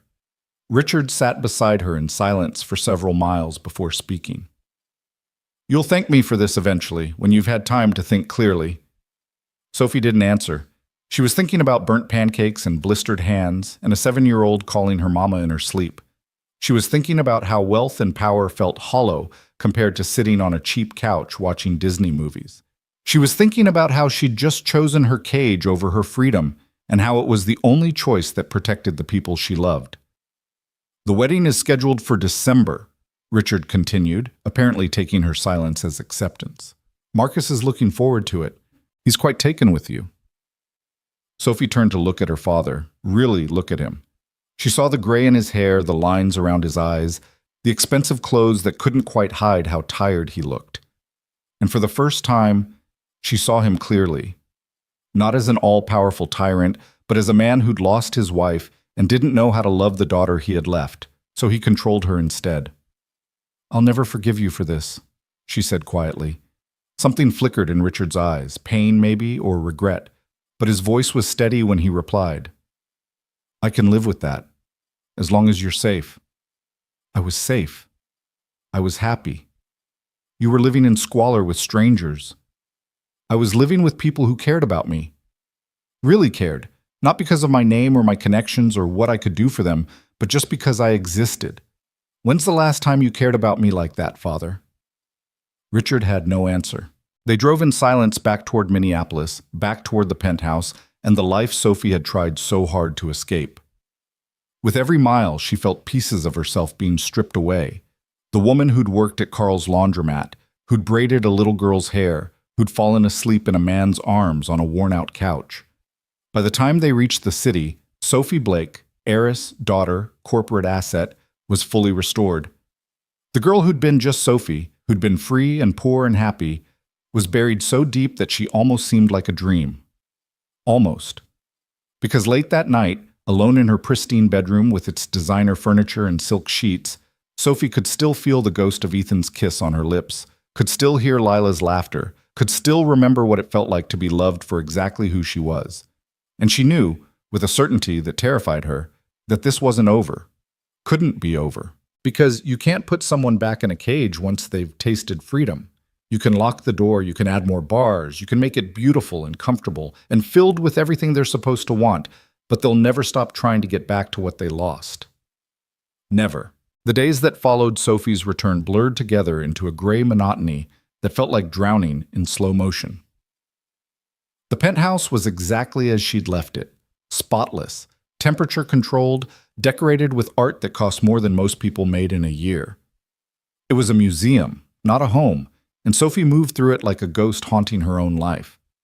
Richard had immediately reinstated her position at Blake Holdings, putting her back in her corner office with its panoramic views of downtown Minneapolis. Her assistant Caroline had welcomed her back with carefully neutral professionalism, asking no questions about where she'd been or why she'd left. The corporate machine simply absorbed her return as if the 6 weeks of her absence had been nothing more than an extended vacation. But Sophie wasn't the same woman who'd run away. She sat through board meetings where they discussed quarterly earnings and market expansion, and all she could think about was Ethan working night shifts to keep his electricity on. She attended business lunches at restaurants where a single meal cost what he made in a day, and she couldn't taste the food. She wore designer suits that cost thousands of dollars and felt like a costume, remembering how right she'd felt in borrowed sweatpants and an old t-shirt. "You seem distracted," Marcus Ashford observed one afternoon. They were having lunch at his club, all dark wood and leather chairs and men in expensive suits making deals over scotch. It was their third date since her return, orchestrated by their fathers to help them reconnect before the wedding. Sophie forced herself to focus on him. Marcus was handsome in the way wealthy men often were. Well-groomed, fit from personal trainers, with the kind of confidence that came from never being told no. He wasn't cruel exactly, just empty. Like a perfectly rendered portrait with no life behind the eyes. "I'm sorry, just thinking about the Henderson acquisition." "Ah, yes. Your father mentioned you'd been instrumental in the negotiations." Marcus cut into his steak with surgical precision. "I'm glad to see you're taking your responsibilities seriously again. That little episode of yours had people talking." Episode. Sophie tasted the word bitter on her tongue. Is that what we're calling it? What would you prefer? Breakdown? Crisis? Running away like a child? His smile didn't reach his eyes. Whatever it was, it's over now. You're back where you belong. Sophie looked at this man who was supposed to be her future husband and felt absolutely nothing. No attraction, no warmth, no connection, just the cold calculation of a business merger disguised as a marriage. Marcus, can I ask you something? Of course. Do you actually want to marry me? Not as a business arrangement, but as people. Do you want me? He seemed genuinely puzzled by the question. Want is an interesting word. I think we're well suited. Compatible goals, similar backgrounds will make a formidable team. That's not what I asked. Sophia. He set down his fork, regarding her with something that might have been patience in someone with actual empathy. What you're really asking is whether this is some grand romance. And the answer is no, of course not. We're adults. We understand that successful marriages are built on partnership and mutual benefit, not some fantasy of love conquering all. What if I want the fantasy? Then you're being naive. Marcus picked up his fork again, the conversation apparently over in his mind. Love fades. Chemistry burns out. But a solid foundation of shared interests and financial security? That lasts. Sophie thought about Ethan's calloused hands carefully bandaging her blisters, about Lila's laughter filling a tiny kitchen, about falling asleep on a sagging couch and feeling more content than she ever had in silk sheets. That was chemistry that burned not out but brighter, love that felt like coming home. I need to use the restroom, she said abruptly, standing. In the bathroom, all marble and gold fixtures and a designer whose name she couldn't remember, Sophie stared at her reflection. The woman looking back was impeccably dressed, perfectly made up, every hair in place. She looked like the old Sophie, the one who'd existed before Cedar Falls. But her eyes were different. There was something in them now, a knowledge, a longing, a barely contained desperation that no amount of concealer could hide. Her phone buzzed, a text from Caroline. Your father wants to see you in his office at 3. Wedding planner needs final decisions on venue. Sophie's hands tightened on the marble counter. The wedding was 6 weeks away. 6 weeks until she'd stand in some elegant venue wearing a dress that cost more than Ethan's yearly salary and promise, forever, to a man who saw her as a business asset. 6 weeks until she became Mrs. Marcus Ashford, and whatever remained of her true self was buried completely. She couldn't do it. The realization hit with crystal clarity. She couldn't go through with this wedding, couldn't spend the rest of her life pretending to be satisfied with partnership and mutual benefit when she knew what real love felt like. But breaking the engagement would mean losing everything. Her position at the company, her trust fund, her father's tenuous affection. It would mean being completely cut off, with no resources and nowhere to go. Except she'd been there before, hadn't she? She'd had nothing in Cedar Falls and she'd survived. More than survived, she'd thrived. She'd worked and earned and built something real with her own hands. Sophie pulled out her phone and did something she'd been forbidden from doing. She searched for Ethan's name, trying to find some trace of him online. There was nothing. No social media, no digital footprint. People like Ethan didn't exist in the virtual world that consumed people like her. They were too busy living real lives to document them. But she found a listing for Walker, E, in Cedar Falls, Minnesota. An address she'd memorized without meaning to. The little house with the sagging porch and the warm lights. She wondered if he thought about her, if Lila still asked about her, if they'd moved on, filling the Sophie-shaped hole in their lives with other people, other routines. The thought made her chest ache.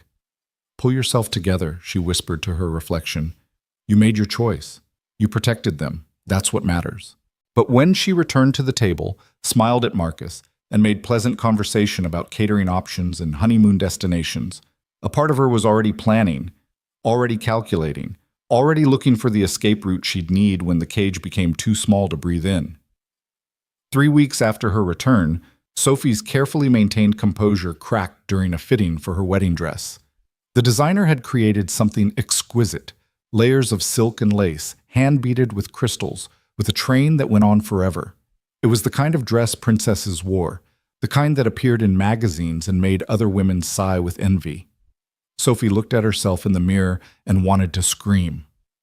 It's perfect, the designer gushed, circling her with pins. Absolutely perfect. You look like a fairy tale. Fairy tales aren't real, Sophie said flatly. The designer laughed, missing the edge in her voice. Well, this is as close as it gets. Your father spared no expense. This is couture at its finest. Sophie's father stood to the side, reviewing something on his phone. He'd insisted on being present for the fitting, as if afraid she might run again if left unsupervised. He'd been watching her constantly since her return, not with love or concern, but with the vigilance of a jailer ensuring his prisoner stayed contained. The wedding is December 15th, Richard said without looking up. All the major players will be there, senators, CEOs, the mayor. This isn't just a wedding, Sophia, it's a statement. The merging of Blake Holdings and Ashford Industries, a dynasty in the making. A business deal, Sophie said quietly. You mean a business deal? Same thing. Richard finally looked up, his expression unreadable. You'll smile, you'll say your vows, and you'll play your part. Is that clear? Crystal. Something in her tone made him set down his phone and really look at her. You're still thinking about him, about that place. It wasn't a question. Sophie met her father's eyes in the mirror, not bothering to deny it. Every day, every hour, every minute. He was nobody. A warehouse worker with a child and a mortgage he can barely afford. What could he possibly give you that you don't already have? Everything that matters. Richard's jaw tightened. You're being dramatic. You spent a few weeks playing at poverty, and now you think you understand real life. You don't. Real life is hard and cruel and unforgiving. I've protected you from that. You've protected me from living. There's a difference. Sophia, did you ever love Mom? The question burst out before Sophie could stop it. Really love her? Or was that a merger too? The designer had gone very still, sensing the dangerous shift in the room. Richard's face went carefully blank, the way it always did when emotions threatened to surface. Your mother was an excellent partner. We built a good life together. That's not what I asked. It's the answer you're getting. Richard's voice had gone cold. Your mother understood duty. She understood that personal desires come second to family obligations. It's a lesson you need to learn. Sophie turned away from the mirror, the heavy dress rustling. Mom was miserable. I saw it, even if you didn't. She smiled at the parties and the galas, but at home? She was empty, just going through the motions. And then she got sick, and suddenly it was too late for her to ever be anything else. That's enough. Is it? Because I'm starting to think it's not nearly enough. I'm starting to think we should have talked about this years ago, before you started planning out my entire life like it was a corporate strategy. I've given you every opportunity, every advantage. You've given me a gilded cage. Sophie's voice rose, months of suppressed emotions finally breaking free. You've controlled every aspect of my life since Mom died. My education, my career, my friends, my future husband. When was I supposed to become my own person? When was I supposed to figure out what I actually want? What you want is irrelevant. You're a Blake. You have responsibilities. I'm a person. I'm a human being with thoughts and feelings and dreams, and you treat me like I'm another asset to be managed. Sophie was shaking now, years of compliance and obedience shattering. I met someone, Dad. I met someone who saw me, really saw me, and he didn't care about my last name or my trust fund or what I could do for his career. He just cared about me. And you took that away because it didn't fit your plans. The designer had quietly excused herself, sensing she was witnessing something too personal, too raw. It was just Sophie and Richard in the elegant fitting room, surrounded by mirrors that reflected their confrontation from every angle. That man was using you, Richard said, his voice tight. He saw an opportunity, a wealthy woman running from her problems, and he took advantage. He gave me a place to stay and asked for nothing in return. He worked 2 jobs to keep his daughter fed. He bandaged my hands when I got blisters and never once asked who I was or what I could give him. That's not using someone. That's being a decent human being, something you clearly know nothing about. Richard's face had gone red, a vein throbbing in his temple. You will not speak to me that way. Why not? What are you going to do? Take away my position at the company? Threaten to cut me off? You've already taken everything that mattered. I have nothing left to lose. You have your trust fund, your inheritance, your future.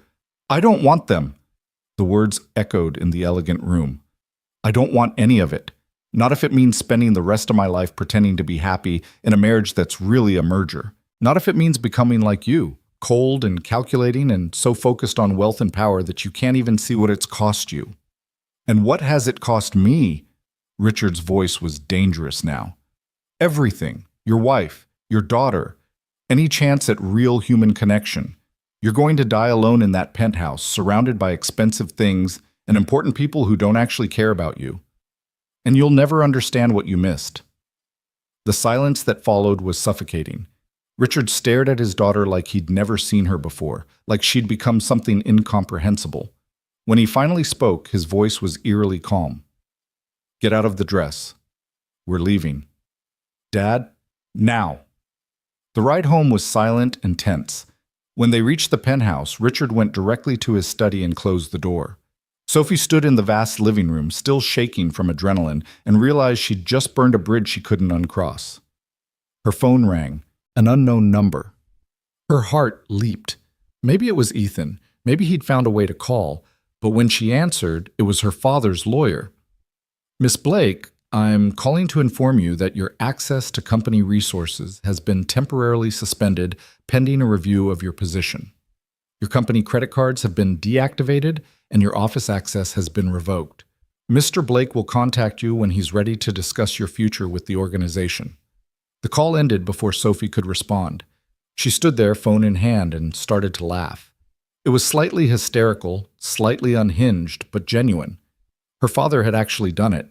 He'd called her bluff, thinking it would bring her to heel. He didn't understand that she'd already lost everything that mattered. Losing money and position was nothing compared to losing Ethan and Lila. That night, Sophie lay in her designer bed and made a decision. She had 6 weeks until the wedding. 6 weeks to figure out how to escape for good. She couldn't go back to Cedar Falls. That would only put Ethan and Lila in danger again. But she could disappear somewhere else, could find a way to access her mother's inheritance early, could hire lawyers who weren't on her father's payroll, could fight for her freedom legally instead of just running. But all of that required time and resources she didn't have. Unless... Sophie sat up, her mind racing. Her trust fund became accessible when she turned 25, 18 months away. But her mother's inheritance had different conditions. It was supposed to come to her when she married, as a wedding gift from her mother's estate. The prenup her father had drawn up with Marcus would put that money under marital control, effectively giving Richard continued access to it through Marcus. But what if she challenged the prenup? What if she found a lawyer willing to argue that the inheritance should be hers free and clear, regardless of her father's manipulations? It was a long shot. Her father had the best lawyers money could buy. But Sophie had something he didn't: desperation and nothing left to lose. The next morning, she began making calls. Quietly, carefully, using a burner phone she bought with the last of her cash. She found a lawyer 3 states away, someone with no connections to her father's network, someone willing to take on a case against Richard Blake if the retainer was big enough. I don't have money now, Sophie told him honestly. But if we win, if I get access to my mother's inheritance, you'll get 20%. That's close to $4 million. The lawyer, a man named David Chen, was quiet for a moment. That's a hell of a gamble on your part. If we lose, you get nothing. I already have nothing. At least this way I'm fighting for something. When's the wedding? 6 weeks. That's not much time to build a case. Then we work fast. David Chen agreed, drawn by the challenge and the potential payout. They began building a case based on her mother's original will, arguing that the inheritance was meant to be Sophie's independent property, not marital assets. It was technical and complicated, and Sophie understood maybe half of it, but it was a lifeline. And then, 3 weeks before the wedding, everything fell apart. Sophie received a call from the hospital, not the elegant, expensive hospital in downtown Minneapolis where the wealthy received their care, but Cedar Falls Community Hospital, small, understaffed, perpetually underfunded. Miss Blake? This is Nurse Morrison from Cedar Falls Community. We have a young girl here, Lila Walker, who was admitted this morning with a severe infection. She's been asking for you. Says you're... The nurse paused, checking notes. Says you're like her mom. Her father gave us this number to try. Sophie's world tilted. What's wrong with her? Is she okay? She has sepsis from an untreated infection. We've started her on antibiotics, but she needs to be transferred to a larger facility with better resources. The problem is, another pause, this one heavier. Mr. Walker doesn't have insurance. He can't afford the deposit for the transfer or the treatment she needs. He's with her now, and he's not handling it well. I'm coming, right now. Don't do anything. Don't discharge her. Don't just tell them I'm covering it, all of it, everything she needs. Sophie was moving as she talked, grabbing her keys, her wallet, not bothering to change out of her designer dress. She flew down to the parking garage, got in her car, a Mercedes her father had given her for her 21st birthday, and broke every speed limit between Minneapolis and Cedar Falls. The 2-hour drive felt like an eternity.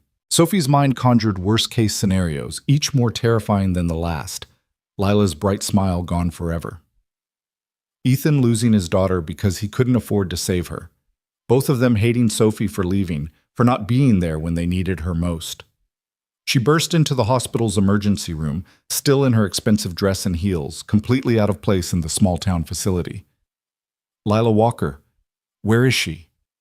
The woman at the desk looked startled. Room 4, but... Sophie didn't wait. She found room 4 and pushed through the door to find Ethan sitting beside a hospital bed, his head in his hands.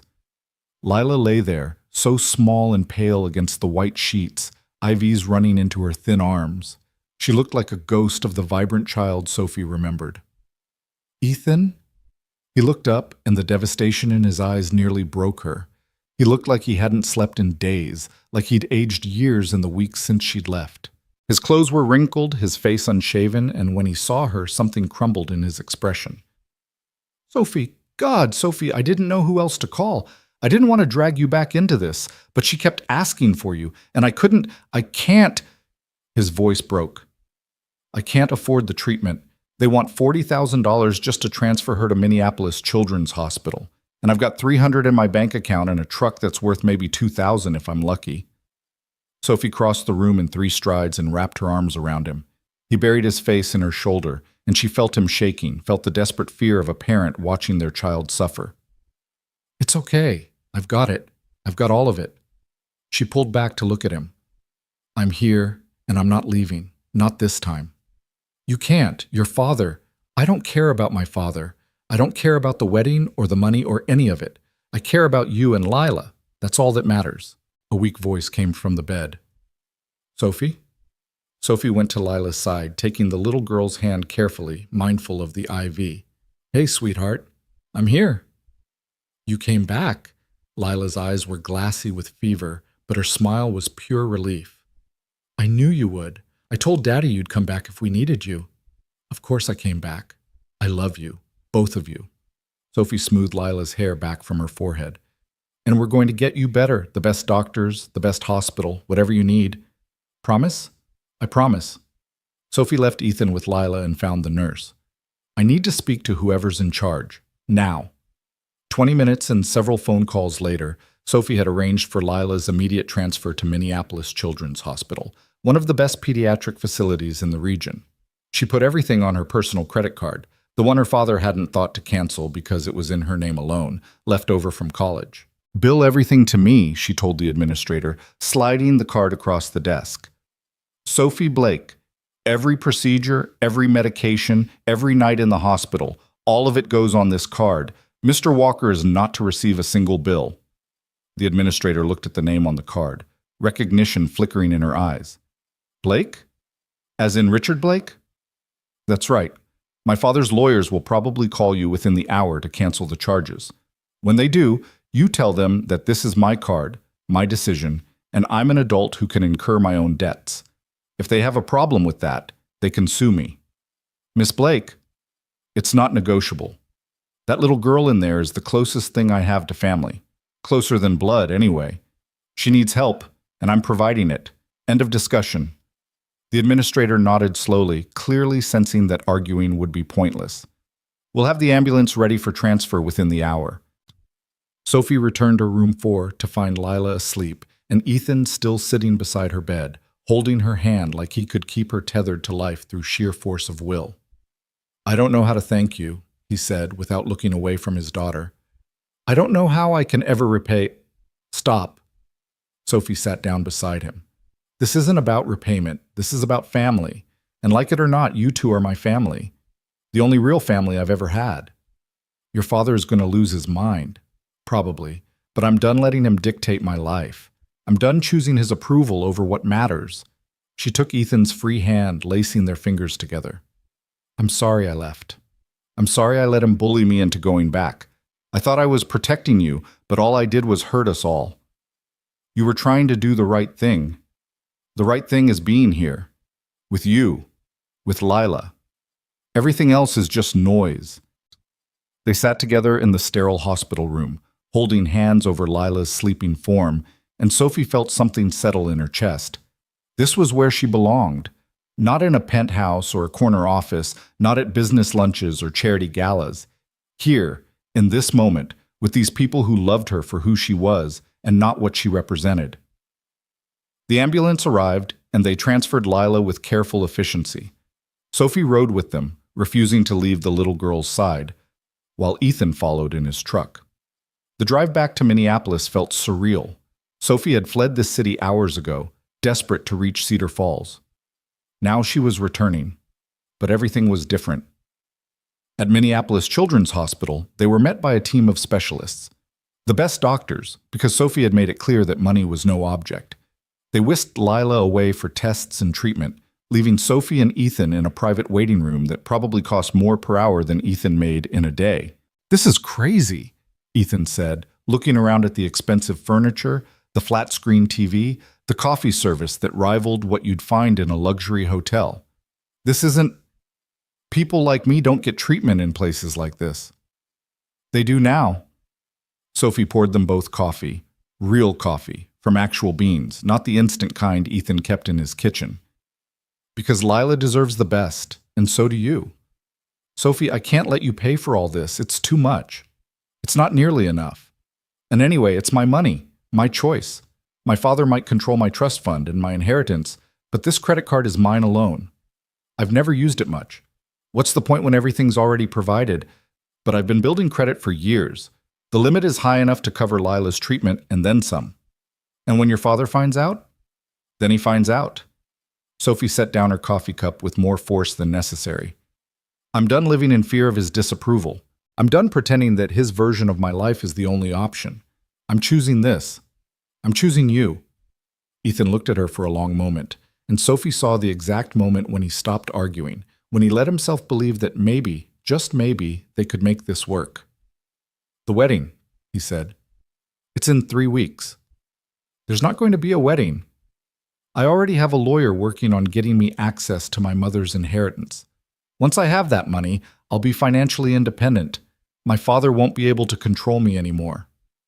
And if the lawyer can't do it, then I'll figure something else out. But I'm not marrying Marcus Ashford. I'm not spending the rest of my life in a cage, no matter how gilded it is. Sophie moved closer, taking both of Ethan's hands.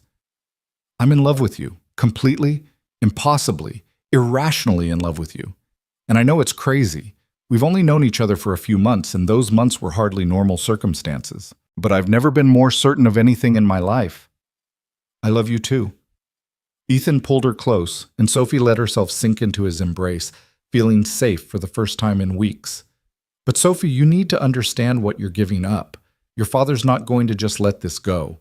He's going to fight you with everything he has. Let him. I'm not the scared girl who ran away anymore. I'm the woman who worked at a laundromat, who learned how to fight for what she wants, who found out she's stronger than anyone ever gave her credit for, including myself. They stayed in the waiting room for hours, drinking terrible hospital coffee and talking in quiet voices about everything and nothing. About Lila's condition, about Sophie's father's inevitable reaction, about what the future might look like if they could somehow make this work. Around midnight, a doctor emerged with good news. Lila's fever had broken, the antibiotics were working, and while she'd need to stay hospitalized for several days, her prognosis was excellent. She's asking for both of you, the doctor said with a knowing smile. Says she won't sleep until she sees her parents. Neither Sophie nor Ethan corrected her. They found Lila awake in a private room that looked more like a hotel suite than a hospital. She was still pale but more alert, her eyes brightening when she saw them. "Daddy! Sophie! They have video games here! And the bed goes up and down when you push buttons!" Despite everything, the fear, the exhaustion, the looming confrontation with Richard Blake, Sophie found herself laughing. This was Lila, irrepressible even in a hospital bed, finding joy in automatic beds and video games. "That's pretty cool, sweetheart," Ethan said, kissing her forehead. "How are you feeling?" "Tired, but better." "Sophie, are you staying? Or do you have to go back to your fancy house?" Sophie looked at this little girl who'd somehow become her daughter in everything but name, at Ethan standing beside her with hope and fear warring in his eyes, and made her choice. "I'm staying," she said firmly. "I'm not going anywhere. Not now, not ever." "Promise?" "I promise." Lila's smile could have lit up the entire hospital. "Good, because we're a family now, right? You and me and Daddy? That's what families do. They stay together." "That's exactly what families do," Sophie agreed, her voice thick with emotion. "And we're going to stay together, no matter what." As Lila drifted off to sleep, secure in the knowledge that her family was complete, Sophie received the call she'd been dreading. Her father's name flashed on her phone screen, and she stepped into the hallway to answer it. "Hello, Father." "What the hell do you think you're doing?" Richard's voice was ice and fury. "I just got a call from the hospital about charges on your credit card. $40,000 for some child's medical treatment?" "Have you lost your mind?" "No. For the first time in my life, I think I've found it. You will reverse those charges immediately. You will come home, and you will finish preparing for your wedding. This nonsense ends now." "You're right about one thing. It does end now, but not the way you think." Sophie took a deep breath, drawing strength from the knowledge that just beyond this door, her real family was waiting. "I'm not coming home. I'm not marrying Marcus. And I'm not letting you control my life anymore. If you do this, you're cut off completely. No money, no position, no inheritance. You'll have nothing. I'll have everything that matters: love, family, freedom, things you've never understood the value of. You're making a mistake that will ruin your life. Maybe, but it'll be my mistake to make. My life to ruin or build as I see fit." "I'm done living your version of my story, Dad. It's time I wrote my own." Sophie ended the call before her father could respond. Her hands were shaking, her heart pounding, but underneath the fear was something else. Exhilaration, liberation, the terrifying, wonderful freedom of finally taking control of her own destiny. She returned to Lila's room to find Ethan watching her, questions in his eyes. "So," he said quietly, "how did he take it?" "About as well as expected. I'm officially cut off from the Blake empire." "And how do you feel about that?" Sophie looked around the hospital room, at Lila sleeping peacefully, at Ethan standing ready to catch her if she fell, at the life she was choosing over wealth and status and everything she was supposed to want. "I feel free," she said simply. "For the first time in my life, I feel completely, terrifyingly, wonderfully free." And in that moment, with nothing but uncertainty ahead and everything that had once defined her stripped away, Sophie had never been more certain that she'd made the right choice. The morning after Sophie's confrontation with her father, she woke up in a chair beside Lila's hospital bed, her neck stiff and her designer dress wrinkled beyond repair. Ethan had fallen asleep in the other chair, his hand still holding Lila's even in sleep. The early dawn light filtered through the hospital window, painting everything in soft shades of gold and pink. And for a moment, Sophie just watched them, her family, chosen not by blood, but by love. Her phone had 17 missed calls from her father, 12 from Marcus, and dozens of texts from people at Blake Holdings asking where she was and whether the rumors were true. Sophie silenced it all and slipped out to find coffee, navigating the quiet hospital corridors in bare feet, her expensive heels abandoned somewhere in the previous day's chaos. In the hospital cafeteria, she bought coffee with what little cash she had left in her wallet and sat by a window overlooking the city. Minneapolis spread out before her, the city where she'd grown up, where she'd spent 23 years living someone else's vision of her life. It looked different now, less like a prison and more like just another place, no more or less important than Cedar Falls. Miss Blake? Sophie turned to find a woman in her 50s wearing scrubs and a kind expression. Her name tag read Dr. Patricia Morrison, Pediatrics. I'm Lila's attending physician. I wanted to talk to you about her prognosis. Sophie's heart clenched. Is she okay? Last night they said, she's doing wonderfully. The infection is responding to treatment better than we hoped. She'll need to stay another 3 or 4 days for observation, but she should make a full recovery. Dr. Morrison sat down across from Sophie, her expression gentle. What I really wanted to talk about was the financial arrangements. The billing department informed me that you've taken responsibility for all charges. But Miss Blake, we're talking about potentially over $100,000 by the time treatment is complete. Are you certain? I'm certain. Whatever she needs, whatever it costs, I'll handle it. Dr. Morrison studied her for a moment. You're not Lila's biological mother. It wasn't a question, but Sophie answered anyway. No, but I love her like she is. And her father, he's worked himself to the bone trying to provide for her. He shouldn't lose his daughter because he can't afford to save her. The system is broken, Dr. Morrison said quietly. I see it every day. Good parents, good people, forced to make impossible choices because healthcare in this country is tied to wealth rather than need. What you're doing for that family is extraordinary. It's the bare minimum. It's what anyone with resources should do. But most don't. Most people with your kind of money, and yes, I know who your father is, they donate to charity galas and put their names on hospital wings. They don't personally bankrupt themselves for a stranger's child. Sophie thought about the countless charity events she'd attended over the years, writing checks for causes she barely understood, smiling for photographers beside her father while they pretended to care about issues that never touched their actual lives. Those people don't know what it's like to have nothing, Sophie said. I did. For a little while, I knew what it was like to work until your hands bled and still not have enough. To worry about keeping the lights on. To be one emergency away from losing everything. It changes you, or it should, anyway. Dr. Morrison smiled. Lila is lucky to have you. And so is her father. Not many people would stand up to Richard Blake for anyone, let alone for love. After the doctor left, Sophie returned to Lila's room to find both Ethan and Lila awake. Lila was sitting up in bed, looking infinitely better than the night before, while Ethan helped her navigate the breakfast menu on the room's tablet. Sophie! Lila's face lit up. They have pancakes. Real ones, not burnt ones. No offense, Daddy. None taken, sweetheart. Hospital pancakes are definitely superior to mine. Sophie kissed the top of Lila's head, breathing in the little girl smell of her mixed with hospital soap and antiseptic. How are you feeling, honey? Better. The doctor said I can probably go home in a few days. And Sophie, this room has its own bathroom, with a shower, and the TV has like 100 channels. The simple joy in Lila's voice, excitement over basic amenities that Sophie had always taken for granted, was both heartbreaking and beautiful. This child who'd grown up with so little found wonder in everything. I'm glad you're feeling better. You gave us quite a scare. I'm sorry.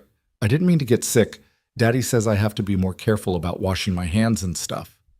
It's not your fault, baby, Ethan said gently. Sometimes our bodies just need help fighting off the bad stuff. That's what hospitals are for.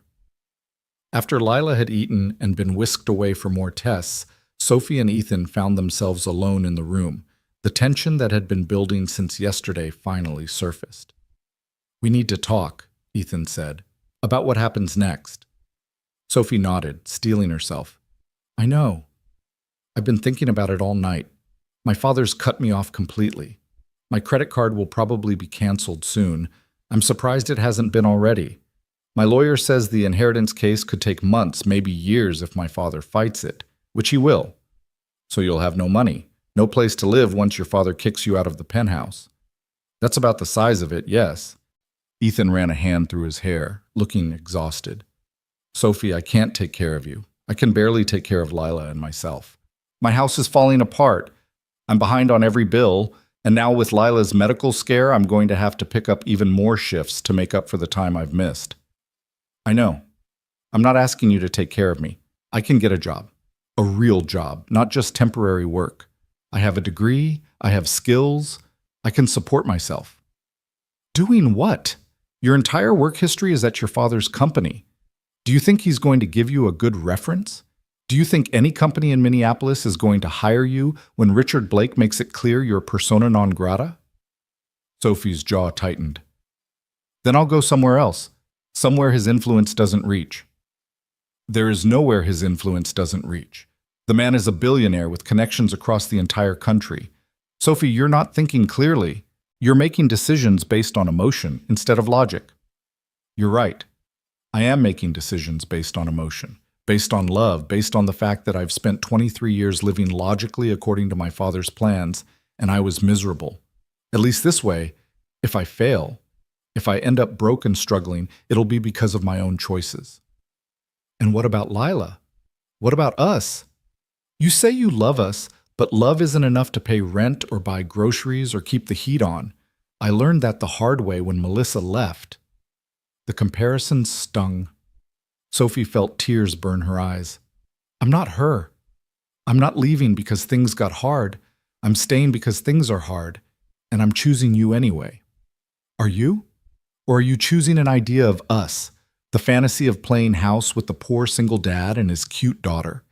Because that's what this feels like sometimes, Sophie. Like you're living out some romance novel where love conquers all and money doesn't matter. That's not fair, isn't it? You've never had to worry about money, not really. You spent 6 weeks at my house and yeah, you worked at the laundromat and you helped with bills, but you always knew you had an escape hatch. You always knew you could go back to your father's wealth if things got too hard. But now you're burning that bridge, and I don't think you understand what that really means. Sophie felt something crack inside her chest. You think I don't understand sacrifice? You think I don't know what I'm giving up? Ethan, I'm walking away from $20 million, from a life of security and comfort and never having to worry about anything. I'm doing that for you, for us. I never asked you to. I know, that's the point. You never asked for anything. You never expected anything. You just loved me, and that was enough. But now you're standing here telling me my love isn't enough? That I'm not capable of handling a life outside my father's control? I'm saying I'm terrified. Ethan's voice cracked. I'm terrified that you're going to wake up in 6 months and realize that love doesn't keep you warm when the electricity's cut off. That it doesn't fill your stomach when the fridge is empty. That it doesn't fix a leaking roof or pay for car repairs or cover doctor bills. And when that happens, you're going to resent me. You're going to wish you'd stayed in your gilded cage. And then you'll leave, and Lila will be heartbroken all over again. The raw fear in his voice stopped Sophie's anger cold. This wasn't about her capabilities or her commitment. This was about a man who'd already been abandoned once, who'd watched his wife walk away when reality didn't match the fantasy, who was now watching history repeat itself. Sophie crossed the room and took his face in her hands, forcing him to look at her. I am not Melissa. I'm not going to wake up one day and decide I made a mistake. Yes, I've had privilege. Yes, I've had wealth. But you know what I never had until I met you? Peace. Happiness.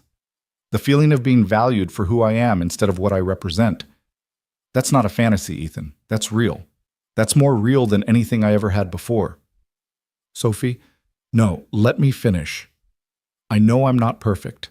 I know I'm going to struggle with things that are second nature to you. I'm going to burn dinner and mess up laundry and probably make 1,000 mistakes. But I'm willing to learn. I'm willing to work and fight and scrape by. Because at the end of the day, I'll be with you and Lila. That's what matters. Not the money, not the comfort. You two. Ethan pulled her close and Sophie felt him shaking. I'm so scared of losing you, both of you. If something happens to Lila because I can't afford proper care, if you leave because this life is too hard, I don't think I'd survive it. Then it's a good thing I'm not going anywhere. And it's a good thing we're going to make sure Lila gets every bit of care she needs, whatever it takes. They held each other in the quiet hospital room, two people from completely different worlds trying to build a bridge between them. It wasn't going to be easy. Sophie knew that. But nothing worth having ever was. Over the next 3 days, while Lila recovered, Sophie began the practical work of dismantling her old life and building a new one. She contacted David Chen, her lawyer, who confirmed that Richard Blake was indeed fighting the inheritance claim with everything he had. He's arguing that your mother's will specified the inheritance was for establishing a household, which he's interpreting as requiring a marriage he approves of, David explained over the phone. It's a stretch, legally, but he has expensive lawyers making the argument. How long until we know if I can access the money? Could be 6 months. Could be 2 years. Courts move slowly, especially when both sides have resources to drag things out. Sophie closed her eyes, feeling the weight of reality settling on her shoulders. Okay, then I need to figure out another way to support myself. There is one other option, David said carefully. Your mother's will also established a smaller trust, about $500,000, that was supposed to be accessible when you turned 25, separate from your father's control. We might be able to argue for early access based on financial hardship and your father's vindictive behavior. How soon could we make that happen? A few months, maybe. It's not guaranteed, but it's more likely than getting the full inheritance released. The trust was specifically designed to give you some independence. It wasn't perfect, but it was hope. Sophie thanked David and hung up, her mind already spinning with possibilities. $500,000 wouldn't last forever, but invested wisely, it could provide a cushion while she figured out the rest of her life. On Lila's 4th day in the hospital, Sophie received a visitor she hadn't expected. Marcus Ashford appeared in the doorway of Lila's room, looking distinctly uncomfortable in his expensive suit amid the cheerful pediatric decor. Sophia, may I speak with you, privately? Sophie glanced at Ethan, who nodded slightly, and followed Marcus into the hallway. They walked to a small consultation room, and Marcus closed the door behind them. I'm not here to convince you to come back, he said, without preamble. Your father asked me to, but honestly, I think you made the right choice. Sophie stared at him in shock. What? You heard me. I think you're right to walk away from all of it, the marriage, the company, the whole charade. Marcus sat down, running a hand over his face in a gesture that made him look suddenly human instead of corporate. Sophia, I'm gay. Have been my whole life. My father knows, doesn't care, thinks I can just manage it discreetly while maintaining the appearance of a proper marriage. When he suggested I marry you, I agreed because it solved a lot of problems. You'd get the life you were raised for, I'd get the cover I needed, and both our fathers would get their business merger. Marcus, I had no idea. Of course you didn't. No one does, except my father and a few trusted confidants. That's the point. But watching you these past weeks, seeing you willing to give up everything for actual love, it made me realize how much I've compromised, how much I've let my father's expectations dictate my life. Sophie sat down across from him, seeing Marcus clearly for the first time, not as an obstacle or an unwanted fiancé, but as another person trapped in Richard Blake's manipulations. What are you going to do? I'm breaking the engagement, officially. My father is furious, but I don't care anymore. I'd rather be authentic and struggle than continue living a lie. Marcus smiled, and it transformed his face. You inspired me, Sophia. If you can walk away from all that money and power, I can walk away from my father's expectations. Thank you for telling me and for supporting the decision. Thank you for having the courage to make it first. Marcus stood. For what it's worth, your father is making your life as difficult as possible. He's calling in favors, spreading word that you're unstable and unreliable. You're going to have a hard time finding work in Minneapolis. I figured as much. But I have some connections outside his network, places that value competence over politics. If you need references or introductions, let me know. Consider it my apology for being complicit in your imprisonment, even if unknowingly. After Marcus left, Sophie returned to Lila's room feeling lighter. One obstacle removed, even if hundreds more remained. Ethan raised an eyebrow in question. Marcus broke off the engagement, Sophie said. Turns out he has his own reasons for not wanting to marry me. We're both free. One problem down, Ethan said quietly. Hundreds to go, Sophie finished. But we'll figure it out, one step at a time. Lila was discharged 2 days later, healthy and energetic, already complaining about having to leave the hospital with its video games and room service. The final bill came to just over $87,000, more than Ethan would make in 3 years. Sophie's credit card went through, though she knew her father could still contest the charges. She'd deal with that when it happened.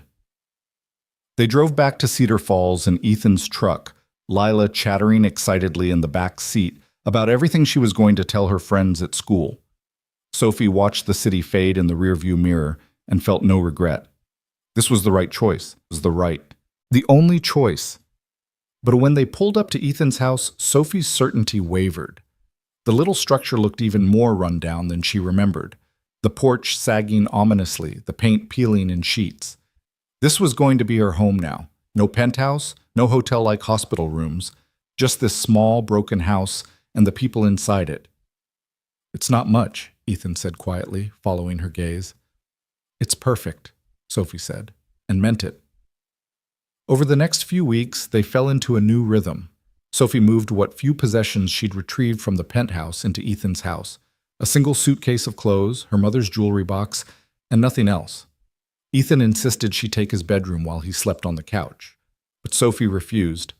They compromised on sharing the room, though both were careful to maintain propriety for Lila's sake. Sophie found work at a local nonprofit that helped low-income families navigate social services.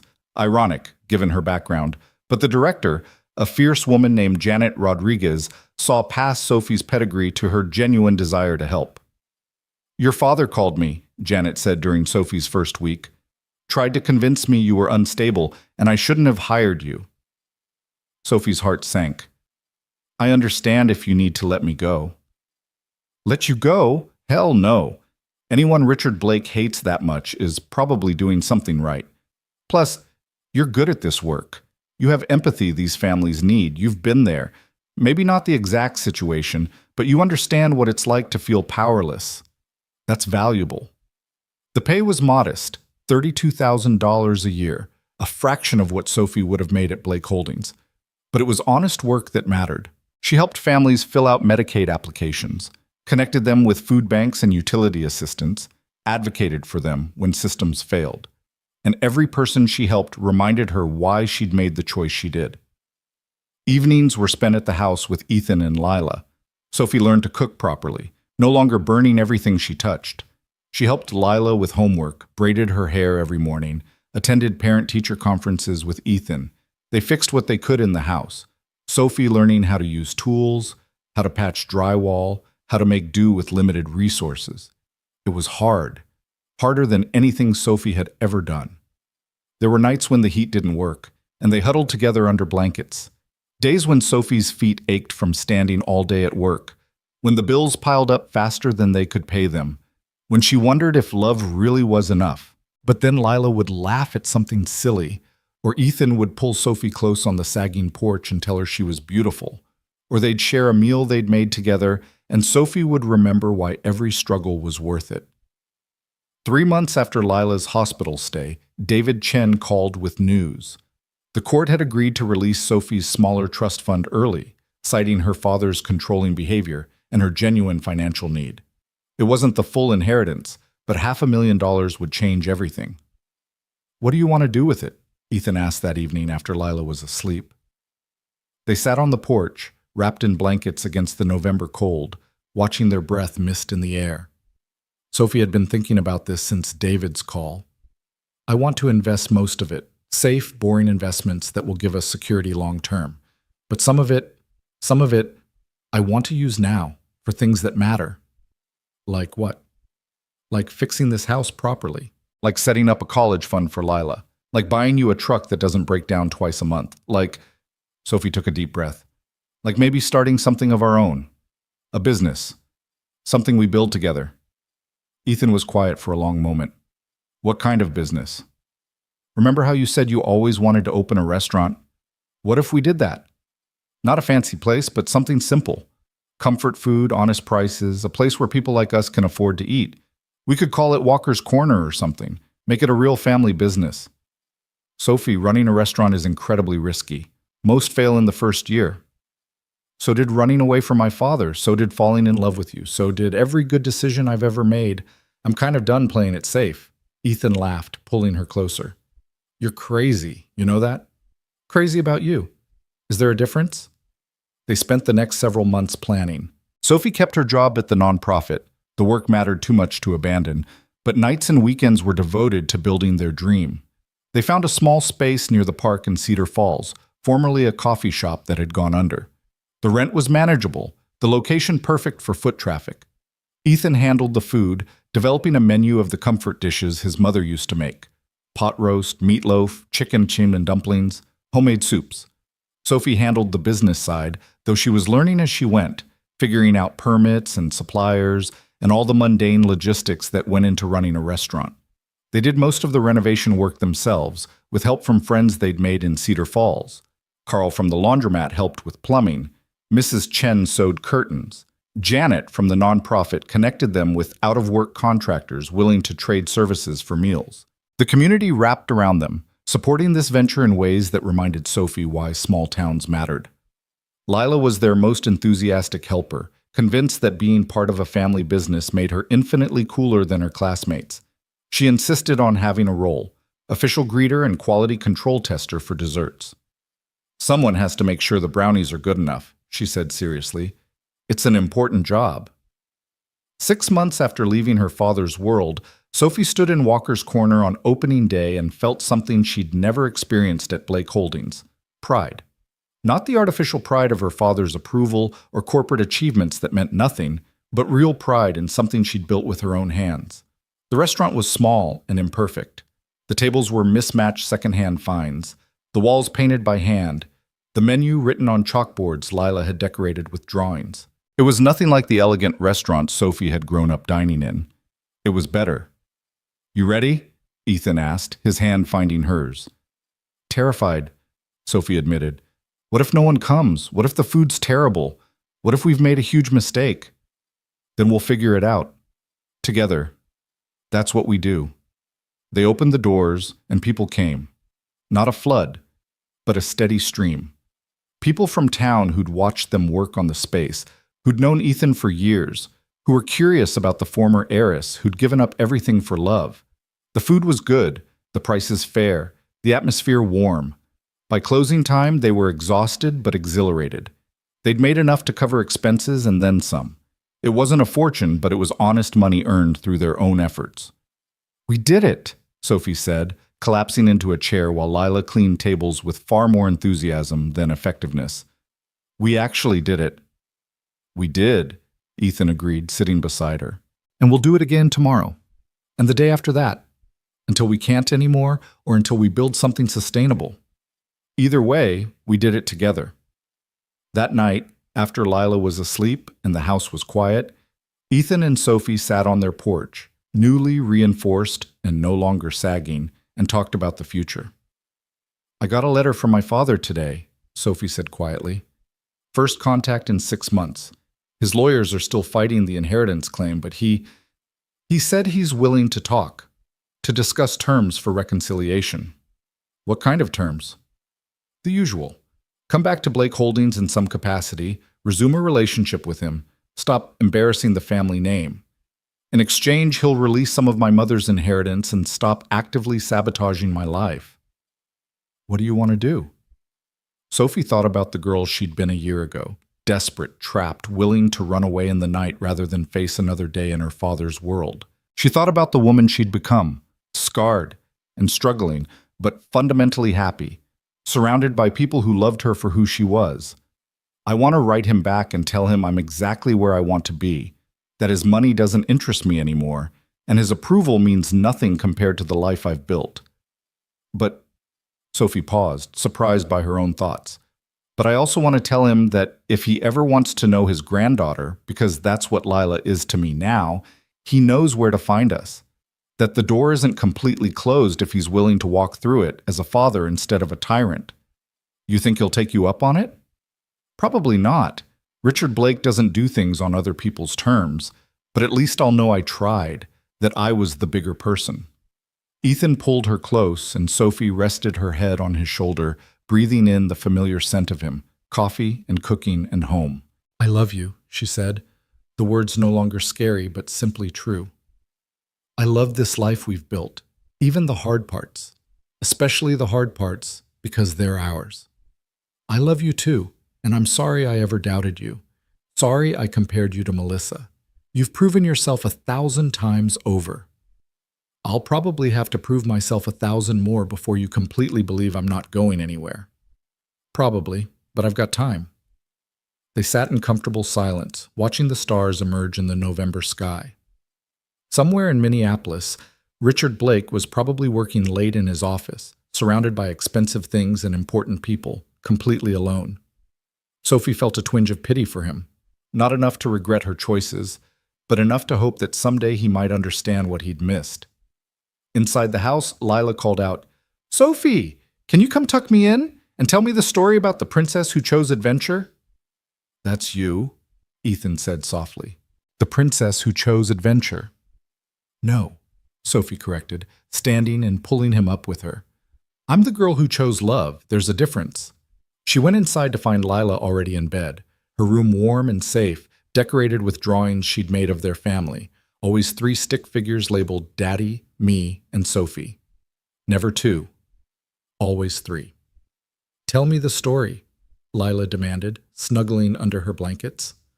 "Once upon a time," Sophie began, sitting on the edge of the bed, "there was a girl who lived in a tower. A beautiful tower, with everything she could ever want, except the one thing that mattered most: freedom. So one day, when the rain was falling and the night was dark, she climbed out a window and ran."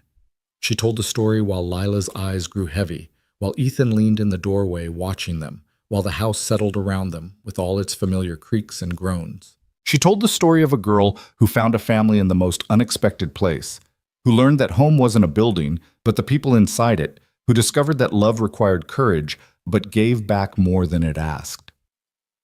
When Lila finally fell asleep, Sophie and Ethan retreated to their own room, small and simple, with secondhand furniture and walls that needed repainting. A year ago, Sophie would have been horrified by its shabbiness. Now she saw only its potential, only its warmth, only the life they were building together within its walls. "No regrets?" Ethan asked, pulling her close as they lay in the darkness. Sophie thought about everything she'd given up: wealth, status, security, the approval of her father. She thought about everything she'd gained: love, family, purpose, the knowledge that she was strong enough to build a life on her own terms. "Not a single one," she said honestly. "Best decision I ever made." "Running away in the rain?" "No. Walking through your door and deciding to stay." They fell asleep wrapped around each other, 2 people who'd found each other against all odds, who'd chosen love over logic, who'd built something real and lasting from nothing more than burnt pancakes and borrowed sweatpants and a stubborn refusal to accept that their different worlds meant they couldn't be together. 3 years later, Walker's Corner was a Cedar Falls institution. They'd expanded twice, hired staff, and somehow made a success of the impossible. Sophie had gone back to school part-time, finishing her degree in art history just because she could, just because it made her happy. Ethan had written a cookbook of his mother's recipes that had modest but steady sales. Lila was thriving in 5th grade, confident and kind, already talking about becoming a chef like her dad. And Richard Blake finally came to visit. He arrived unannounced on a Tuesday afternoon, stepping out of a town car that looked absurdly out of place on their quiet street. Sophie saw him through the restaurant window and felt her breath catch, not with fear anymore, but with something more complicated. This was still her father, after all. The relationship might be broken, but the connection remained. "I'll handle it," Ethan said quietly, but Sophie shook her head. "No, we handle it together. That's how we do things now." They met Richard at the door, and Sophie saw him take in the restaurant, the mismatched chairs, the chalkboard menus, the laughter of customers over simple food. His expression was unreadable. "Hello, Father." "Sophia." He looked older than she remembered, more tired. "I've come to see how you are." "I'm good, really good. Would you like to come in, have some coffee?" Richard followed them to a corner booth, moving stiffly, like he wasn't sure of the protocol. Ethan brought coffee and left them alone, understanding that some conversations needed space. "The business appears successful," Richard said after a long pause. "It is. We're making a living, supporting ourselves. It's not a corporate empire, but it's ours. I've been thinking about what you said, about control and cages and all of it." Richard wrapped his hands around the coffee cup like he needed something to hold on to. "Your mother used to say the same things before she got sick. She'd tell me I was too focused on building legacies and not enough on building a life. She was right. Yes, she was. Richard looked up, and Sophie saw something she'd never seen before: vulnerability. I've been alone in that penthouse for 3 years now, working 18-hour days, closing deals, expanding the empire. And for what? For who? I have everything I thought I wanted, and it turns out it's not worth much when there's no one to share it with. Dad, let me finish, please. Richard took a shaky breath. I was wrong. About you, about that man you love, about this life you've chosen. I was so convinced that my way was the only way that I couldn't see you were finding your own path. A better path, maybe. Sophie felt tears prick her eyes. Why are you telling me this now? Because I'm 67 years old, and I'm tired, and I don't want to die alone having never known my daughter, having never met my... He paused. Your assistant, Caroline. She showed me the Christmas card you sent, the one with the 3 of you. You called the little girl your daughter. Lila. Her name is Lila, and she is my daughter in every way that matters. I'd like to meet her, if you'd allow it. I'd like to try to be something. Maybe not the father I should have been, but something better than the one I was. Sophie looked at this man who had controlled and manipulated and hurt her, and saw past the tyrant to the scared, lonely person underneath. He'd made terrible choices, but so had she before learning better. Maybe everyone deserved a chance at redemption. Okay, but understand, we do this on my terms now. You don't get to swoop in and take over. You don't get to criticize our choices or try to buy your way into our lives. You come as a guest, not a king. I understand. And if you ever try to control me or my family again, you're out. Permanently. No second chances. Agreed. Sophie called Lila over, watching her father's face as he met his granddaughter for the first time. Lila was cautious but curious. This 10-year-old who knew her, Sophie had come from somewhere complicated but didn't quite understand the details. Are you really Sophie's dad? The one who lives in the tall building?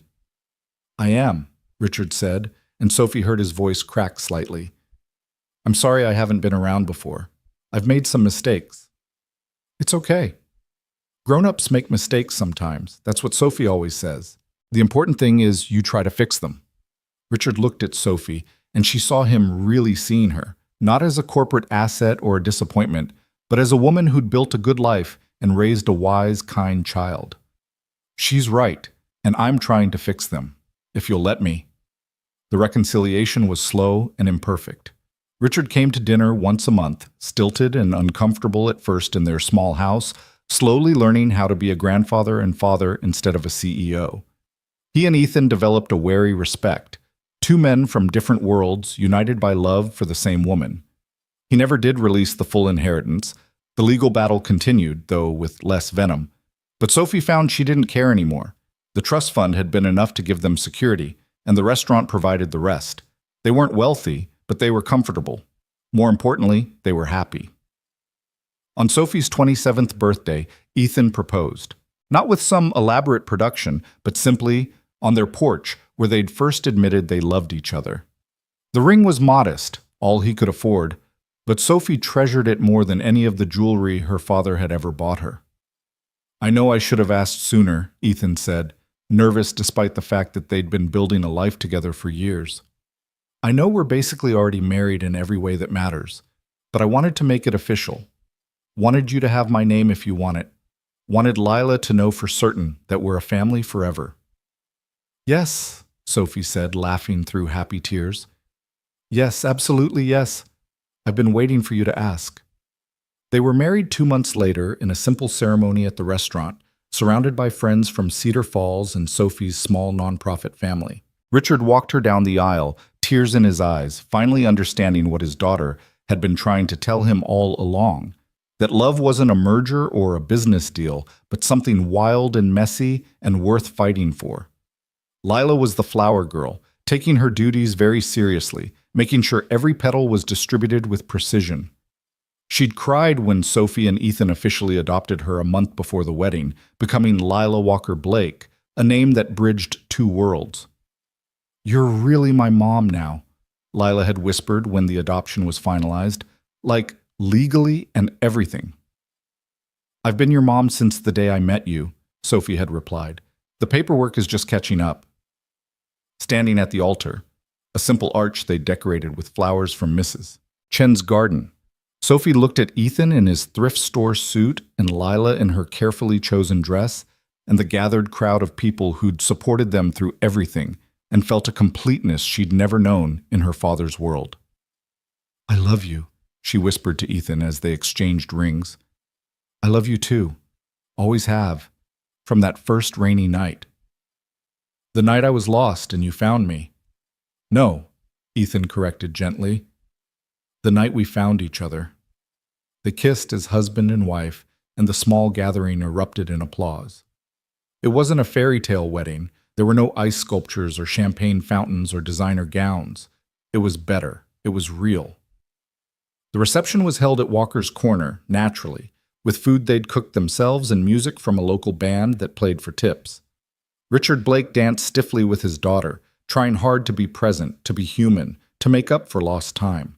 "You were right," he told her as they swayed to some country song Ethan had chosen. "About all of it. I'd built an empire and lost everything that mattered. I'm glad you had the courage I didn't." "It's not too late for you either, Dad. You could retire, find something that makes you happy, instead of just successful." "Maybe I will. I've been thinking about it. There's a mentorship program for young entrepreneurs, teaching them how to build businesses ethically. Might be a way to use what I've learned for something good." "I think that sounds perfect." As the evening wore on and the celebration continued, Sophie found herself standing outside the restaurant, watching through the window as her family and friends laughed and danced and celebrated. Ethan appeared beside her, wrapping his arms around her waist. "No regrets?" he asked, echoing a question he'd asked countless times over the years. Sophie leaned back against him, feeling the solid warmth of him, the certainty of his love, the life they'd built together against all odds. She thought about the girl who'd run away in the rain, terrified and desperate. She thought about the woman she'd become, strong and capable and loved. "Not a single one," she said, and meant it more than ever. "This, all of this, is exactly where I'm supposed to be." From inside the restaurant, Lila's laughter rang out, clear and bright and full of joy. Sophie smiled, knowing that sound alone was worth more than all of her father's billions, worth more than any inheritance or trust fund, because she'd learned the truth that money could never teach, that the richest life isn't measured in dollars or status or power, but in moments like these, in burnt pancakes and blistered hands and love given freely, in family built not by blood, but by choice, in home found not in penthouses, but in small houses with sagging porches and warm lights. In the end, Sophie hadn't just escaped her cage. She'd learned to fly, and she'd found that the view from here, from this simple, imperfect, beautiful life, was better than anything she'd seen from her father's tower. "Come on," Ethan said, tugging her hand. "Our daughter wants to make a toast. Something about how princesses don't need rescuing, but it helps to have good people in your corner. She's wise beyond her years. Wonder where she gets that from." They went back inside, back to their family, back to the life they'd built one choice at a time. And as Sophie raised her glass to toast to love and family and second chances, she knew with absolute certainty that every sacrifice had been worth it. Because this, right here, right now, surrounded by these people in this place, this was everything. This was home. This was love. This was the life she'd always been meant to live. She'd just had to be brave enough to reach for it. And in reaching, she had found not just herself, but everything that truly mattered.